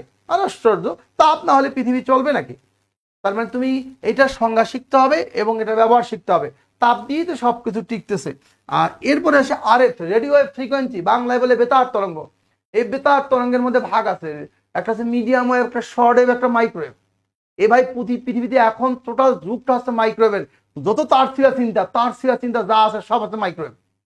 ওই যে বঙ্গবন্ধু 1 119 পয়েন্ট সামথিং এ আছে, এত ডিগ্রিতে আছে স্যাটেলাইট মহাকাশে, ওখান থেকে আমাদের এই যোগাযোগ হচ্ছে কি তার দিয়ে, কেবল ছাড়া ওয়্যারলেস তার চিন্তা। এই তার চিন্তা তথ্য আদান প্রদান করে, যার সাথে নাম মাইক্রোওয়েভ। তো মাইক্রোওয়েভ হচ্ছে রেডিও ওয়েভের মধ্যে একটা ভাগ, রেডিও ওয়েভ ফ্রিকোয়েন্সির একটা ভাগ, তার নাম হচ্ছে মাইক্রোওয়েভ। আশা করি বুঝতে পেরেছো। তো যাই হোক, এইগুলোর সংজ্ঞা শেখার জন্য একটা টেকনিক দিয়েছি, সহজ টেকনিক, মনে রাখতে হবে। সবগুলোর সংজ্ঞা একই রকম। এদের সবার বেগ আলোর বেগের সমান। আলোর বেগ মানে 3 × 10⁸ মিটার পার সেকেন্ড বেগ। আবার গামা রশ্মি আলোর বেগ, এক্স রে আলোর বেগ, অতিবেগুনি আলোর বেগ, দৃশ্য আলো রশ্মি আলোর বেগ, অবলিত রশ্মি আলোর বেগ, রেডিও ওয়েভ ফ্রিকোয়েন্সি মানে বেতার তরঙ্গ আলোর বেগ। পার্থক্যটা কোথায়? তরঙ্গ দৈর্ঘ্যে পার্থক্য আছে, এদের শুধু তরঙ্গ দৈর্ঘ্যে পার্থক্য আছে। তরঙ্গ দৈর্ঘ্যে পার্থক্য কি? এই গামা রশ্মি আছে 10⁻15 মিটার থেকে শুরু করে 10⁻13 মিটার। এই এক্স রে হচ্ছে 10⁻12 মিটার থেকে শুরু করে 10⁻8 মিটার। এই তোমার ইউভি হচ্ছে 10⁻8 মিটার থেকে শুরু করে 4 × 10⁻7 মিটার পর্যন্ত। তারপরে তোমার কি বলে দৃশ্যমান আলো রশ্মি হচ্ছে 4 × 10⁻7 মিটার থেকে শুরু করে 7 × 10⁻7 মিটার পর্যন্ত। তোমার ইনফ্রারেড হচ্ছে 10⁻6 মিটার থেকে শুরু করে 10⁻3 মিটার পর্যন্ত। এই রেডিও ওয়েভ হচ্ছে 10⁻4 মিটার থেকে শুরু করে 10⁻3, নাকি না এটা উল্টা হইলো, -3 থেকে শুরু করে 10⁻9 এবার প্লাস অর্থাৎ 10,000 মিটার, 10,000 মিটার পর্যন্ত বেতার তরঙ্গ। বাস, যে ব্যক্তির এই তরঙ্গ রেঞ্জ গুলা মনে থাকবে, এই 6টার উপর সেই বস, পৃথিবীর বস। পরীক্ষা তো তুচ্ছ ব্যাপার। তোমাকে যদি এখন বলা হয় গামা রশ্মি কাকে বলে, তুমি কি বলবে? তাড়িৎচম্বক তরঙ্গ সমূহের মধ্যে যে সমস্ত তরঙ্গের তরঙ্গ দৈর্ঘ্য, এটা কি তরঙ্গ দৈর্ঘ্য, এগুলো কি তরঙ্গ দৈর্ঘ্য, যে সমস্ত তরঙ্গের তরঙ্গ দৈর্ঘ্য 10⁻15 মিটার থেকে 10⁻13 মিটারের মধ্যে, তার নাম গামা রশ্মি। এটি একটি তেজস্ক্রিয় রশ্মি, এর উচ্চ ভেদন ক্ষমতা আছে, এটা পরিবেশের জন্য সবচেয়ে ক্ষতিকর। আমার কথা কি বোঝো নাই? এবার এক্স রে কাকে বলে? একই রকম, তাড়িৎচম্বক তরঙ্গ সময়ের মধ্যে যে সমস্ত তরঙ্গের তরঙ্গ দৈর্ঘ্য 10⁻12 মিটার থেকে শুরু করে 10⁻8 মিটার পর্যন্ত, তার নাম হচ্ছে তোমার কি এক্স রে। এক্স রে ব্যবহার চিকিৎসা বিজ্ঞানে, আমরা প্রতি মুহূর্তে এক্স রে করি শরীরের কিছু হলেই। এবার বলছে অতিবেগুনি রশ্মি কাকে বলে? বেশিরভাগ ছেলে মেয়ে বলবে কি অতিবেগুনি রশ্মি কাকে বলে, ওকে বলবে সূর্য থেকে যে রশ্মি পৃথিবীতে আসে তার নাম অতিবেগুনি রশ্মি। এগুলো হচ্ছে সস্তা কথা, হালকা কথা, এগুলো একটা প্রাইমারি বাচ্চার কথা সত্য, কিন্তু সূর্য থেকে খালি একটাই আসে নাকি রে ভাই, সবই তো আসে। তো অতিবেগুনি রশ্মি কাকে বলে? তোমাকে বলো অতিবেগুনি রশ্মি কাকে বলে? অতিবেগুনি রশ্মি কাকে বলে যদি তোমাকে বলে, তুমি কি বলবে? অতিবেগুনি রশ্মি কাকে বলে তোমাকে যদি বলে, তুমি বলবা পরীক্ষায় গতবার 40-এ আসছে ভাই, 38-এ আসছে, 37-এ আসছে, 36-এ আসছে, ও আসেই, নাম হচ্ছে অতিবেগুনি রশ্মি। কাকে বলে? বলবা তাড়িৎ চম্বক, শব্দটা বলছি তাড়িৎ চম্বক তরঙ্গ সমূহের মধ্যে যে সমস্ত তরঙ্গের তরঙ্গ দৈর্ঘ্য 10⁻8 মিটার থেকে শুরু করে কি বলে 4 × 10⁻7 মিটার পর্যন্ত, তার নাম হচ্ছে অতিবেগুনি রশ্মি বা আল্ট্রাভায়োলেট রে। একই রকম সংজ্ঞা। তোমাকে বললাম ও অবলোহিত রশ্মি কাকে বলে? অবলোহিত রশ্মি কাকে বলে? বলবা তাড়িৎচম্বক তরঙ্গ সমূহের মধ্যে যে সমস্ত তরঙ্গের তরঙ্গ দৈর্ঘ্য 10⁻6 মিটার থেকে শুরু করে 10⁻3 মিটার পর্যন্ত, তার নাম হচ্ছে তোমার অবলোহিত রশ্মি। তোমাকে যদি বলা হয় বেতার তরঙ্গ কাকে বলে? তাড়িৎচম্বক তরঙ্গ সমূহের মধ্যে যে সমস্ত তরঙ্গের তরঙ্গ দৈর্ঘ্য 10⁻3 মিটার থেকে শুরু করে 10,000 মিটার পর্যন্ত, তার নাম হচ্ছে বেতার তরঙ্গ। ভাই আমার কথা কি বুঝতে পেরেছো কিনা? আসলে কি বুঝতে পেরেছো? Anyone can comment. ভিউয়ার্স এখন কম হয়ে গেল কেন? 1 ঘন্টা হয়ে গেছে, পোলাপান বিরক্ত হয়ে গেছে নাকি? সুন্দর ক্লাস হচ্ছে, সুন্দর ক্লাস হচ্ছে বললেই তো হবে না, সবাইকে সুন্দর বলতে হবে।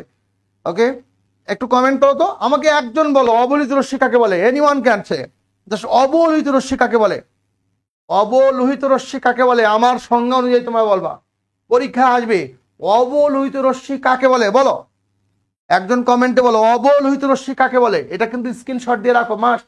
আমি যে রেঞ্জ দিয়েছি এটাই সত্য, পৃথিবীর সত্য, কোথায় নোটে কোনো গাইডে যা লেখা আছে মনে করবে যে তাদের চেয়ে বেস্ট আমারটা, তাদেরটা আমি ভুল বলতেছি না, কিন্তু আমারটা হচ্ছে বেশি অথেন্টিক। কথা কি বোঝা গেছে কিনা? তাহলে একটা সংজ্ঞা এনিওয়ান ক্যান সে, জাস্ট একটা বলো, একটা বলো। আমি তোমাকে বললাম অবলোহিত রশ্মি কাকে বলে, পরীক্ষা আসবে অবলোহিত রশ্মি কাকে বলে, অবলোহিত রশ্মি কাকে বলে, প্লিজ প্লিজ লেখো অবলোহিত রশ্মি কাকে বলে। একজন বলো অবলোহিত রশ্মি কাকে বলে, অবলোহিত রশ্মি কাকে বলে, প্লিজ বলো, দ্রুত কমেন্ট করো। অবলোহিত রশ্মি কাকে বলে, অবলোহিত রশ্মি, এনিওয়ান ক্যান, অবলোহিত রশ্মি কাকে বলে বলো, অবলোহিত রশ্মি কাকে বলে। পারবা, দ্রুত, পানিটা লাগবে, বলো অবলোহিত রশ্মি কাকে বলে বলো, এনিওয়ান ক্যান। একটা কমেন্ট আমি দেখতে চাই, খালি ইয়েস স্যার ভালো আসতে বললে হবে না, বলো অবলোহিত রশ্মি কাকে বলে, এনিওয়ান ক্যান, আমার মতো করে। অবলোহিত রশ্মি কাকে বলে বলবা, যে সমস্ত তরঙ্গের তরঙ্গ দৈর্ঘ্য 10⁻⁶ মিটার থেকে শুরু করে 10⁻³ মিটার পর্যন্ত, সেগুলোকে বলে কি অবলোহিত রশ্মি। পারবা না? পারবা কিনা বলো, অবলোহিত রশ্মি কাকে বলে, অথবা অতিবেগুনি রশ্মি কাকে বলে, অথবা গামা রশ্মি কাকে বলে। একই রকম করে সংজ্ঞা, এই একটা ফরম্যাট, এটা একটা ফরম্যাট গেল। তা আলোর কোশ্চেন শিখতে হলে এটা আমি একটু বোর্ডটা ক্লিয়ার করবো। এটা কি লেখা হয়ে গেছে? একটু কমেন্ট প্লিজ। তোমরা এত স্লো কমেন্ট করতেছো নাকি? আমি 10 to 6, হ্যাঁ এগুলো মাইনাস 10⁻⁶ মিটার, 10⁻⁶ মিটার, এটা 10⁻⁻³ মাইনাস হবে, মাইনাস, এগুলো কিন্তু মাইনাস। কিবোর্ডে পাওয়ার লিখতে পারছি না, কিবোর্ডে পাওয়ার লিখতে পারছি না কেন? ও আচ্ছা, পাওয়ার লিখতে পারতেছো না, ওকে বুঝতে পারছি, ওকে থ্যাংক ইউ। আচ্ছা যাই হোক, বুঝতে পারলে হবে। আমি একটু পানি খেয়ে নিই নাকি।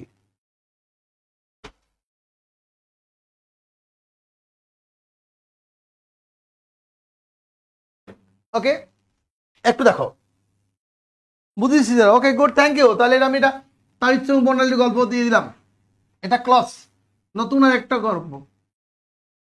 তাহলে আলোর গল্প এটা একটা গেল, তারিচুং বর্ণালী নিয়ে একটা কথা। এবার আসবে কমন 4টা তোমাদের সিলেবাসের মধ্যে দেখবে যে আলৌকিক ঘটনা আছে।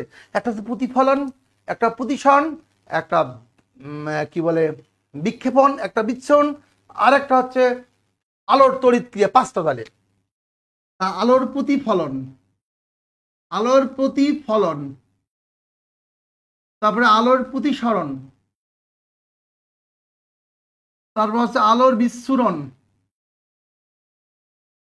তারপর হচ্ছে আলোর বিক্ষেপণ।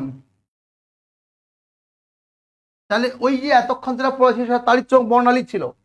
তারপরে 2 নম্বর এইটা, 3 নম্বর এইটা, 4 নম্বর এইটা, 5 নম্বর এইটা, 6 নম্বর হচ্ছে আলোক তড়িৎ ক্রিয়া, আলোক তড়িৎ ক্রিয়া অর্থাৎ ফটো ইলেকট্রিক ইফেক্ট। বাস, আলোর গল্প শেষ। তাহলে প্রথমে পড়িয়েছিলাম কি বলো, তারিচুং বর্ণালীর গল্প শেষ। আলোর প্রতিফলনটা কি, টর্চ লাইট দিয়ে আলো মারলাম, লাইট মারলাম, টর্চ লাইট দিয়ে বাধা পেয়ে আরেক দিয়ে চলে গেল। ওই ছোটবেলায় ভাঙ্গা আয়নায় দিয়ে দুষ্টামি করেছো না, পাশের বাসার মেয়েটার মুখে একটু জ্বালানোর ফাঁক দিয়ে মেরেছো, এটার নাম কি আলোর কি প্রতিফলন। তা পরীক্ষায় বলবে আলোর প্রতিফলন বলতে কি বুঝো, আলোর প্রতিফলনের সূত্র যদি লেখো। তাহলে কি আলোকরশ্মি কোনো অসত্য প্রতিফলক পৃষ্ঠে বাধা পেয়ে ফিরে আসলে বা দিক পরিবর্তন করলে তাকে আলোর প্রতিফলন বলে। বাধা পেয়ে ফিরে আসলে বা দিক পরিবর্তন করলে তাকে আলোর প্রতিফলন বলে। আলোরশ্মি কোনো অস্বচ্ছ প্রতিফলক পেয়ে, আপনাকে দেখে অবাক হয়ে শুনছি কিছু লেখার কথা মনে নেই। বাবা, রোকেয়া সুলতানা কে ভাইয়া, লাভার ফার্স্ট সাইড হয়ে গেছে। Okay good thank you thank you. তাহলে এবার আমাদের দেখো ভাইয়া, তাহলে এখানে এখানে বলা হচ্ছে আলোর প্রতিফলন বাধা পেয়ে দিক পরিবর্তন করে। এই যে ছোটবেলায় দুষ্টামি করো না, পায়ে ছোট ভাঙ্গা আয়না দিয়ে পাশের বাসার মেয়েটার মুখে একটু মারছো না, আবার মেয়েরা ছেলেদের মুখে মারছে, ছোটবেলায় আমিও করেছিলাম। না, তোমরা অবশ্য বেশি ভদ্র হইতে পারো। তো এটার নাম হচ্ছে আলোর প্রতিফলন। তা আয়নার মধ্যে আলো এসে পড়লো, বাধা পেয়ে আরেক দিকে চলে গেল, এটার নাম হচ্ছে আলোর প্রতিফলন, রিফ্লেকশন অফ লাইট।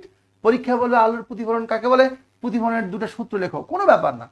আলোর নিয়মিত প্রতিফলন মানে সমান জায়গায় যদি হয়, এরকম প্লেন জায়গায় যে এই পাশে টর্চ লাইট মারতেছো, বাধা পেয়ে ওই পাশে চলে গেল, এ পাশ থেকে বাধা পেয়ে ওই পাশে চলে গেল, এটার নাম আলোর প্রতিফলন। এটার নাম কি বলতে পারো, আলোর কি বলো, প্রতিফলন। তা বাধা পেয়ে ফিরে যাওয়া অথবা দিক পরিবর্তন করা, ফিরে কেমনে করে গেল, সোজা এসে বাধা পেয়ে সোজা ফিরে চলে গেল, তার নাম আলোর কি বলো, প্রতিফলন। অথবা তির্যক করে দিলাম, এই পাশ থেকে দিলাম, বাধা ওই পাশে চলে গেল, এটার নাম কি, আলোর কি বলো, প্রতিফলন। তা বলছি যে আলোরশ্মি কোন অস্বচ্ছ প্রতিফলক পৃষ্ঠে বাধা পেয়ে ফিরে গেলে বা দিক পরিবর্তন করলে তাকে বলে আলোর কি বলো, প্রতিফলন। বোঝা নাই কথা না? তাই আলোরশ্মির নিয়মিত প্রতিফলন, নিয়মিত রেগুলার প্রতিফলন দুইটা সূত্র মেনে চলে। এক, আপতিত রশ্মি, প্রতিফলিত রশ্মি এবং অবিলম্ব একই সমতলে থাকে। আপতিত রশ্মি এই যে সোজা, এই যে সোজা আসলো, বাধা পেয়ে চলে গেল, এর নাম আপতিত রশ্মি। আর এই ফিরে গেল এই পাশে, এবং অবিলম্ব সোজা এসে সোজা চলে গেল, এটা এটা এটা বলতেছে এটা হচ্ছে আয়না, আয়নার মধ্যে এসে পড়ছে, এই তিনটা একই সমতলে থাকে।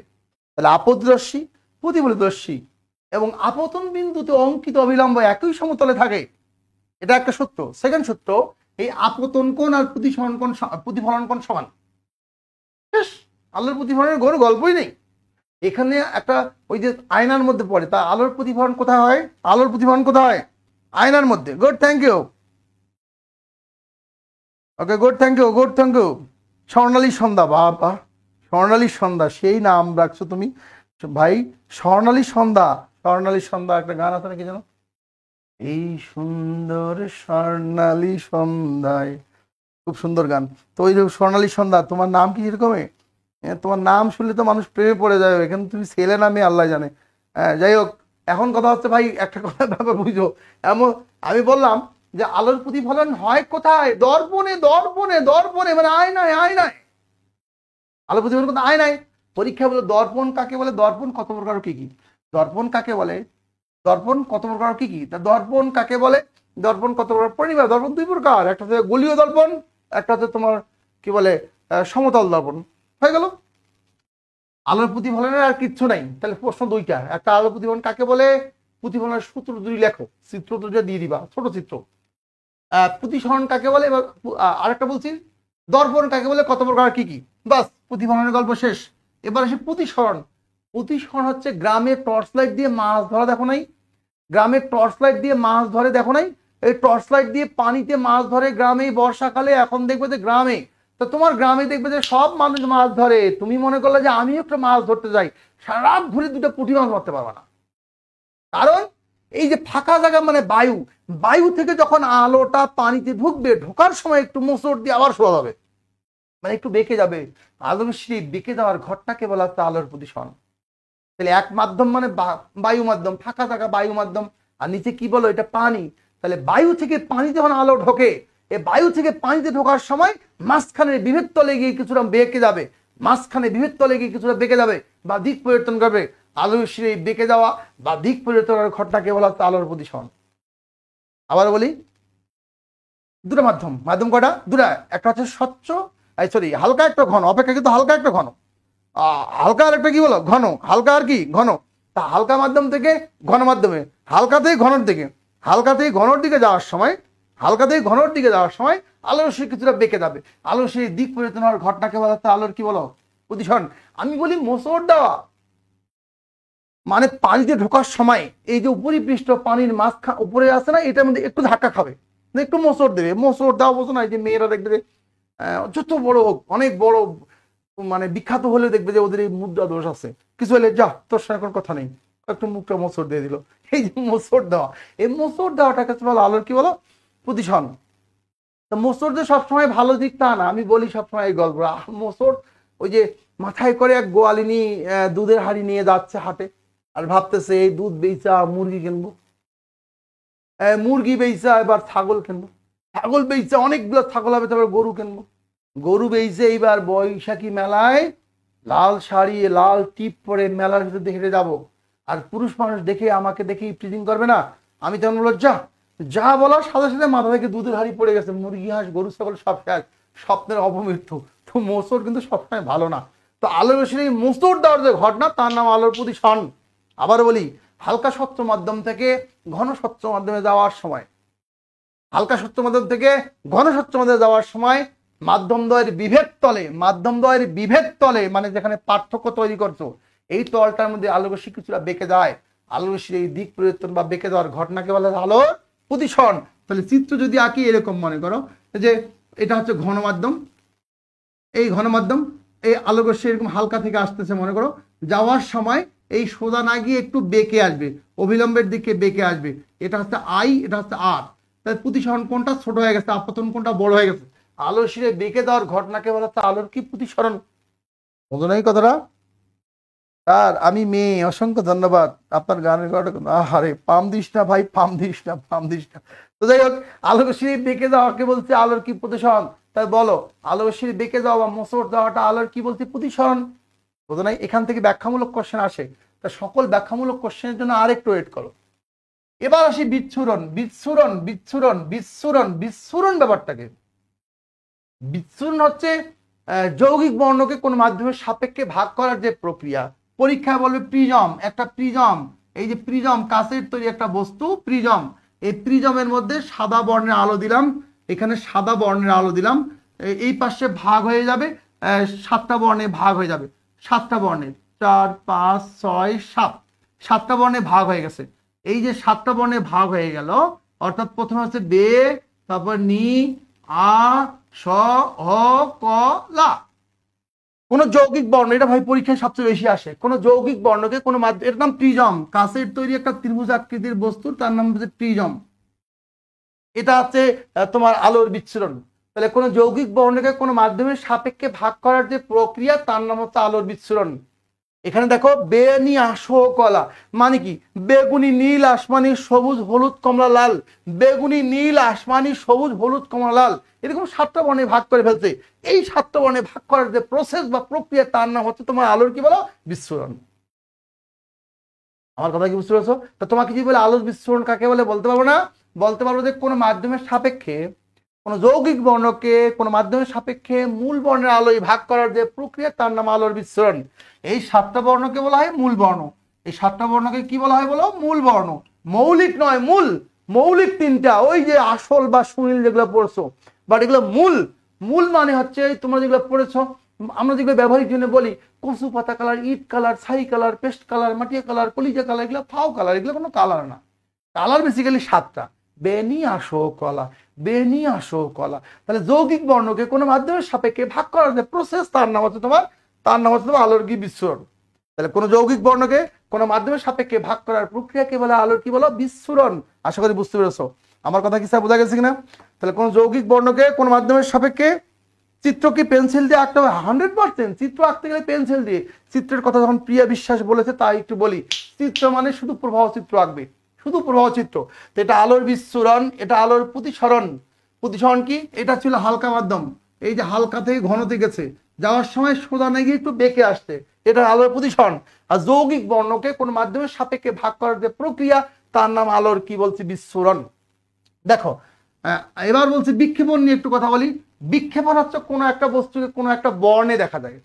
বিক্ষেপণ হচ্ছে কতগুলো প্রতিফলনের সমষ্টি, কতগুলো কি, কতগুলো প্রতিফলনের সমষ্টি, কতগুলো প্রতিফলনের সমষ্টি, কতগুলো প্রতিফলনের সমষ্টি, কতগুলো প্রতিফলনের সমষ্টিকে বলা হয়, এটাকে বলা হয় কি, বিক্ষেপণ।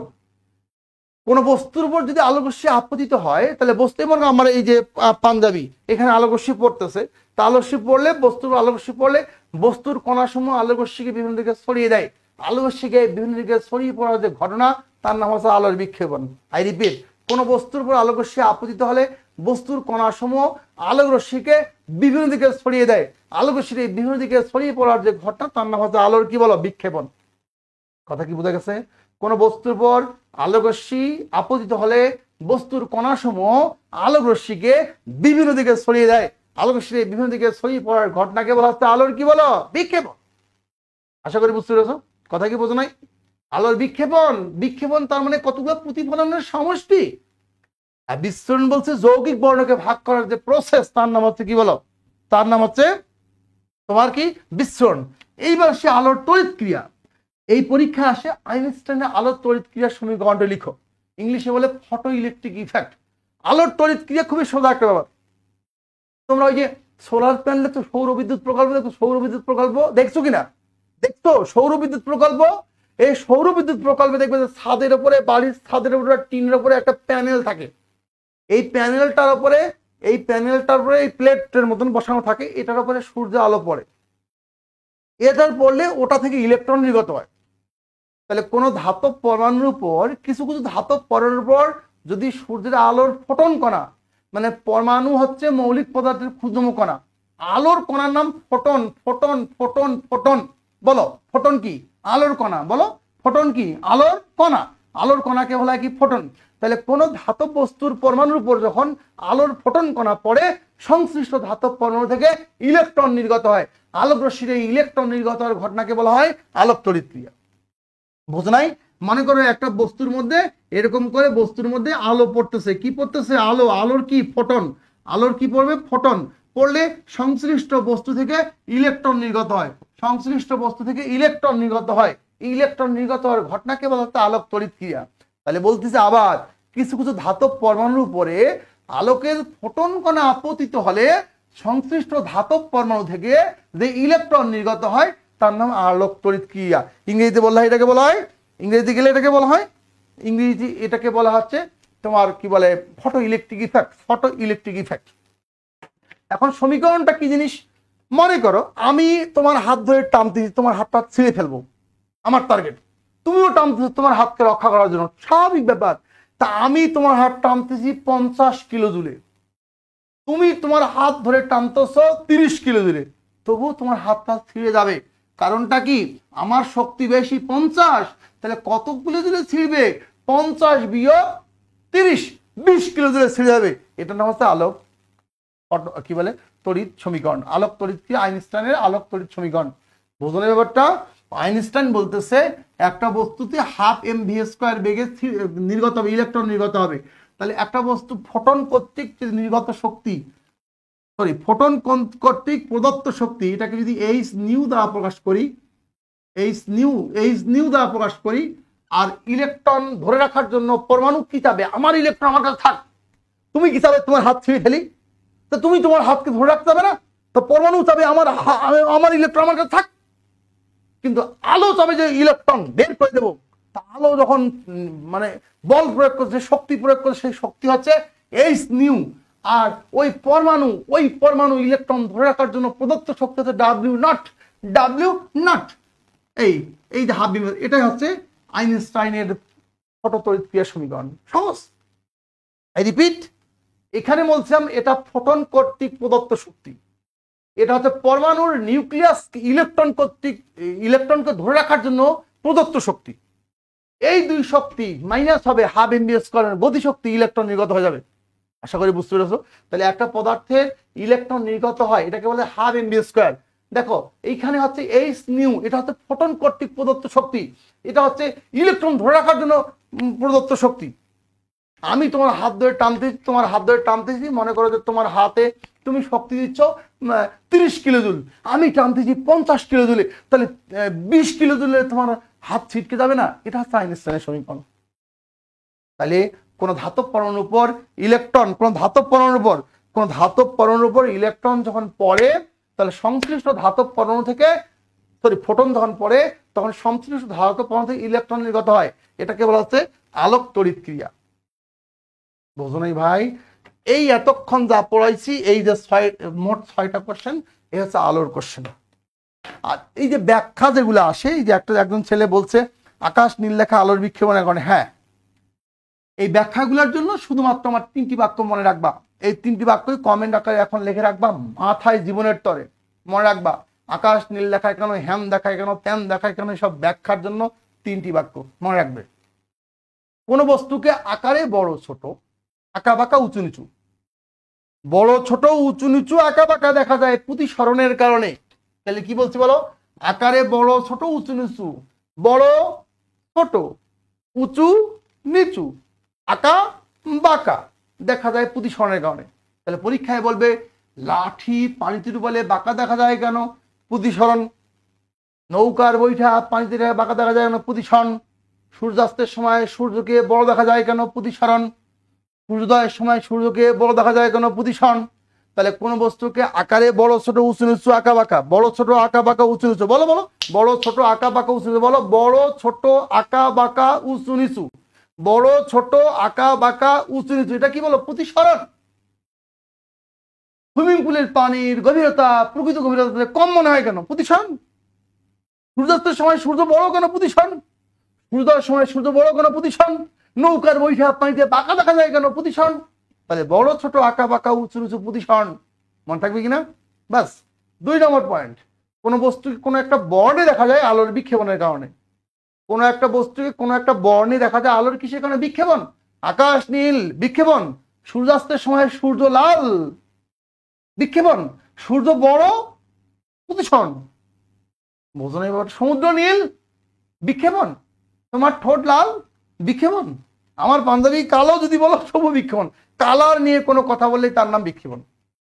সেক্ষেত্রে তুমি বলো, স্যার পাঞ্জাবি কালো দেখা অন্য কারণে, হচ্ছে সকল বর্ণকে শোষণ করে, ফর দ্যাট কজ কালো, কারণ কালো তো মূল বর্ণ নয়। আর সকল বর্ণকে প্রতিফলন করে, তার নাম সাদা। কথা কি স্যার বুঝতে পেরেছি কিনা? তাহলে পরীক্ষায় যদি আসে বলো আঁকা বাঁকা উঁচু নিচু বড় ছোট, আঁকা বাঁকা উঁচু নিচু বড় ছোট প্রতিসরণ, কোন একটা বস্তুকে কোনো বর্ণে দেখা যায় আলোর বিক্ষেপণের কারণে। হ্যাঁ, আমার কথা কি স্যার বুঝতে পেরেছি কিনা? মুকুল স্যার কি ক্লাস শেষ হলে আসবে? আমি জানি না ভাই। এই গুড, থ্যাংক ইউ। বড় ছোট আঁকা বাঁকা উঁচু নিচু প্রতিসরণ রোকেয়া সুলতানা বলে দিয়েছে। Good, thank you. আসবে নাকি মুকুল স্যার? আসবে আজকে? আসবে না ভাই, আজকে আসবে না, নেক্সট দিনে হয়তো আসবে। তোমরা ওনার সঙ্গে হয়তো ফোনে যোগাযোগ করতে পারো। আচ্ছা, তারপরে আর বলছি কোন একটা বর্ণে দেখা যায় আলোর বিক্ষেপণের কারণে। লেখো তো ওইটাও, লেখো লেখো, রোকেয়া সুলতানা ওটাও লিখে ফেলো। কোন একটা বস্তুকে কোনো বর্ণে দেখা যায় আলোর কিসের কারণে বলছি? কোন একটা বস্তুকে কোনো বর্ণে দেখা যায় কিসের কারণে? আলোর। কোন বস্তুকে কোনো বর্ণে, কোন একটা বর্ণে দেখা যায় আলো কিসের কারণে?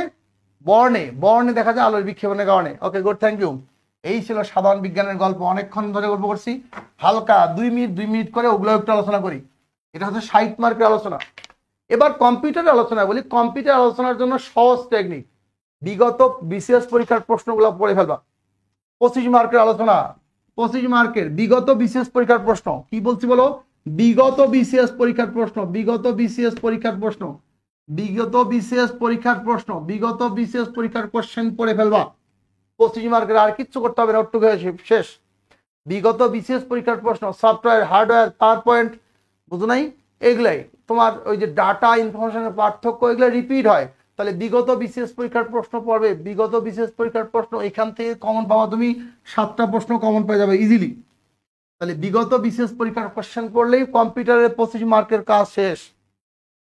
ইলেকট্রনিক্সের 15 মার্ক আছে। ইলেকট্রনিক্সের 15 মার্কের জন্য কিছু টার্ম তোমাকে পড়তে হবে, কিছু টার্ম, কিছু শব্দ আমি উল্লেখ করি। দেখতে হবে রাডার, রাডার, ওকে, অ্যাম্পলিফায়ার, ওকে, তারপর সার্কিট, বর্তনী, ওকে, সার্কিট বা বর্তনী। এই ইলেকট্রনিক্সের 15 মার্কের জন্য কিছু টপিক দিচ্ছি। রাডার, অ্যাম্পলিফায়ার, বর্তনী। নাই? বর্তনী মানে, বর্তনী মানে কি? সিরিজ সার্কিট আছে, আবার কি প্যারালাল সার্কিট আছে। সিরিজ প্যারালালের মধ্যে তুল্য রোধ নির্ণয় করতে বলবে, রোধ, রেজিস্ট্যান্স, রোধ, এগুলা এগুলা ভেরি ভেরি ইম্পর্টেন্ট, এগুলো তোমাকে পড়তে হবে। আর একটা হচ্ছে পাওয়ার প্লান্ট, অর্থাৎ পাওয়ার প্লান্ট। একটা এখান থেকে কোশ্চেন তুমি পাবাই, পাওয়ার প্লান্টের একটা কোশ্চেন তুমি পাবেই পাবে। তোমাকে হয়তো বলবে হাইড্রোইলেকট্রিক পাওয়ার প্লান্ট, বা বাংলায় বলে জলবিদ্যুৎ প্রকল্প বলতে কি বোঝো? Hydroelectric power plant, hydro electric power plant বলতে কি বোঝো? অথবা তোমাকে বলবে নিউক্লিয়ার পাওয়ার প্লান্ট বলতে কি বোঝো? অথবা বলবে থার্মাল পাওয়ার প্লান্ট। মানে পাওয়ার প্লান্ট মানে বিদ্যুৎ উৎপাদন পদ্ধতি।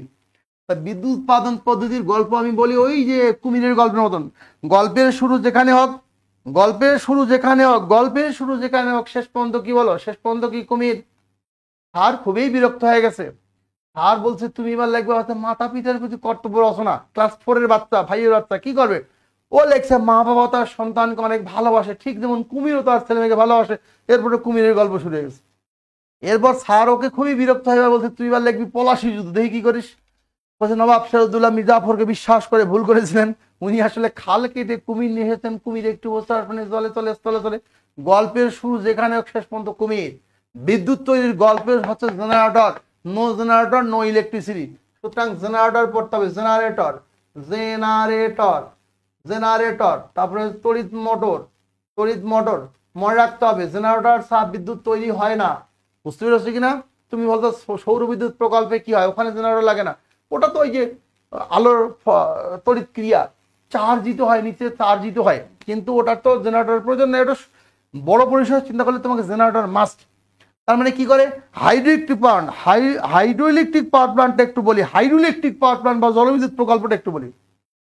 মনে করো বাংলাদেশের একমাত্র হাইড্রোইলেকট্রিক পাওয়ার প্লান্ট হচ্ছে কাপ্তাই, কর্ণফুলী নদীতে বাঁধ দিয়েছে। বাঁধের ভেতরের দিকে যখন 30-40 ফিট উঁচা পানি হয়ে গেছে, বাঁধের মধ্যে শক্তি বেড়ে গেছে, পানির বিভাব শক্তি বেড়ে গেছে, এবার বাঁধের মধ্যে চিকন রাস্তা তৈরি করে দেওয়া হলো। এই 40 ফিট পানি চিকন রাস্তা দিয়ে খুব দ্রুত বেগে বের হবে না, এই বিভাব শক্তি গতিশক্তি রূপান্তরিত হয়ে, বোঝো নাই? বাঁধ দিয়ে দেওয়া হয়েছে, বাঁধের মধ্যে পানি আটকানো হয়েছে, এবার বাঁধের মধ্যে চিকন রাস্তা করে দেওয়া হইলো, সরু রাস্তা। এই 40 ফিট পানি চিকন রাস্তা দিয়ে খুব দ্রুত বেগে বের হবে। ওখানে একটা চাকা লাগানো আছে, ফিজিক্সের ভাষায় তার নাম টারবাইন। পানির স্রোতের তোড়ে চাকাটা ঘুরবে, ধাক্কা খেলে চাকা ঘুরবে, এই চাকাটা ঘুরলে জেনারেটরের চাকাও ঘুরবে, আর জেনারেটর চাকা ঘুরলে বিদ্যুৎ উৎপন্ন হয়। ভাই তাহলে ভাইয়েরা আমার, বোনেরা আমার, কথা একটাই, জেনারেটর জেনারেটর বিদ্যুৎ তৈরির গল্প জেনারেটর। এবার তুই বলো স্যার থার্মাল পাওয়ার প্লান্ট কি? তাপ বিদ্যুৎ প্রকল্প? কোনো ব্যাপার না। বিভিন্ন প্রকার জ্বালানি, কয়লা, ডিজেল, পেট্রোল, এগুলোকে জ্বালিয়ে পানিকে বাষ্পীভূত করা হবে, সেই বাষ্পের সাথে টারবাইন ঘুরানো হবে, আর টারবাইন ঘুরলে জেনারেটর চলবে, জেনারেটর চলে কি উৎপন্ন হবে? বিদ্যুৎ। তুমি স্যার নিউক্লিয়ার পাওয়ার প্লান্ট পাবনায় হবে, রূপপুরে হবে, কিভাবে হবে? ইউরেনিয়ামকে নিউট্রন কণা দ্বারা আঘাত করে কেমিস্ট্রি ভাষায় ফিশন বিক্রিয়া হবে, ফিশন। এই বিক্রিয়ার ফলে বিশাল শক্তি উৎপন্ন হবে, সেই শক্তি দিয়ে পানিকে বাষ্পীভূত করা হবে, সেই বাষ্পের সাথে টারবাইন ঘোরানো হবে, টারবাইন ঘুরলে জেনারেটর চলবে, জেনারেটর চলে বিদ্যুৎ উৎপন্ন হবে। তার কয়লা দিয়ে কি করে? কয়লা একই গল্প, কয়লাকে জ্বালিয়ে পানিকে বাষ্পীভূত করা হবে, সেই বাষ্পের সাথে টারবাইন ঘোরানো হবে, টারবাইন ঘুরলে জেনারেটর চলবে, জেনারেটর চলে বিদ্যুৎ উৎপন্ন হবে। সুতরাং বন্ধুরা আমার, বিদ্যুৎ তৈরির গল্প জেনারেটর, ওই সেই কুমিরের গল্প, গল্পের শুরু যেখানে হোক শেষ পর্যন্ত কি বলো? কুমির। বিদ্যুৎ তৈরির গল্প যেমনে শুরু হোক, যেখানে শুরু হোক, শেষ পর্যন্ত জেনারেটর। একটা আসবেই এখান থেকে, হয়তো বলবে জলবিদ্যুৎ প্রকল্প বলতে কি বোঝো, অথবা বলবে তাপ বিদ্যুৎ প্রকল্প বলতে কি বোঝো, অথবা বলবে কি বলে নিউক্লিয়ার পাওয়ার প্ল্যান্ট বা পারমাণবিক বিদ্যুৎ প্রকল্প বলতে কি বোঝো? গল্প কুমিরের গল্প। আসলে বুঝতে পেরেছো কিনা আমার কথা? কি বুঝতে পেরেছো ভাইয়া? যাই হোক, এই যে দীর্ঘ তোমাকে এতক্ষণ ধরে, তাহলে তড়িৎ মোটর পড়তে হবে, জেনারেটর, পাওয়ার প্লান্ট সমূহ, তারপর রাডার, অ্যাম্পলিফায়ার, বর্তনী, রথ, এগুলো তো হাইলাইটেড টপিক ভাই, এগুলো তোমাকে। আর ওই যে ইলেকট্রিক্যাল কম্পোনেন্ট, যেমন বাল্বের মেকানিজম, টিউবলাইটের মেকানিজম, ইলেকট্রিক্যাল কম্পোনেন্ট সমূহ, এখানে ইলেকট্রিক্যাল কম্পোনেন্ট পড়তে হবে, ইলেকট্রিক্যাল কম্পোনেন্ট,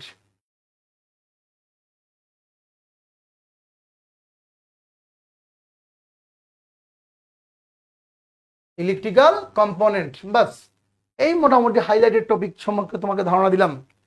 যাই হোক, অনেকক্ষণ 1 ঘন্টা 20 মিনিট ক্লাস নিতে চাইছিলাম। Wow, excellent, yes, okay, good, thank you.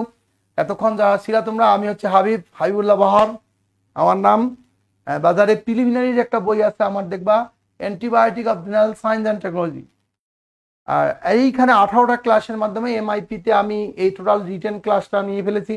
Recording 3 class পর একটা লাইভ সেশন যাবে তোমাদের, 3 ক্লাস পর একটা লাইভ সেশন আমি এখানে নেব ইনশাআল্লাহ, আল্লাহ যদি বাঁচিয়ে রাখে। আর সবচেয়ে বড় কথা যে মানসিকভাবে তোমাকে স্থির হতে হবে, বিজ্ঞানে মার্ক পাওয়া কোনো ব্যাপার না, ইজি ব্যাপার। 18টা ক্লাসের মধ্যে এখানে কি বলে সাধারণ বিজ্ঞানের উপর আমি 8টা ক্লাস নিয়েছি, কম্পিউটার 5টা, আর তোমার ওটা 4টা, 18টা না, সরি, তাহলে কত হলো? 9, 8, 17টা বা 17 বা 18টা ক্লাস, এটা হচ্ছে রেকর্ডিং যাবে, আর 3 ক্লাস পর একটা লাইভ যাবে।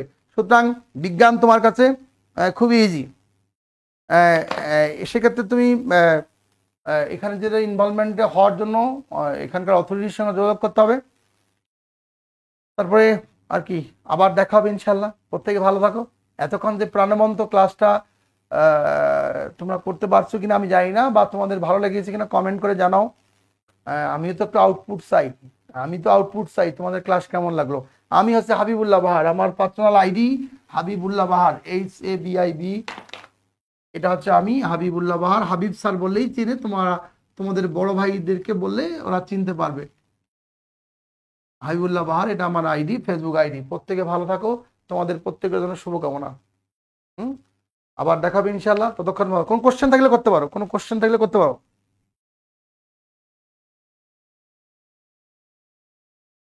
কোনো কোশ্চেন থাকলে 30 সেকেন্ডের মধ্যে তাড়াতাড়ি। যদি কোশ্চেন না থাকে তাহলে আবার দেখা হবে অন্যদিন ইনশাল্লাহ। ভালো থাকো সবাই। অনেকক্ষণ, 1 ঘন্টা 20 মিনিট নেওয়ার কথা ছিল। Thanks sir, okay thank you. 9 1 33 minute হয়ে গেছে। বাই বাই, আল্লাহ হাফেজ।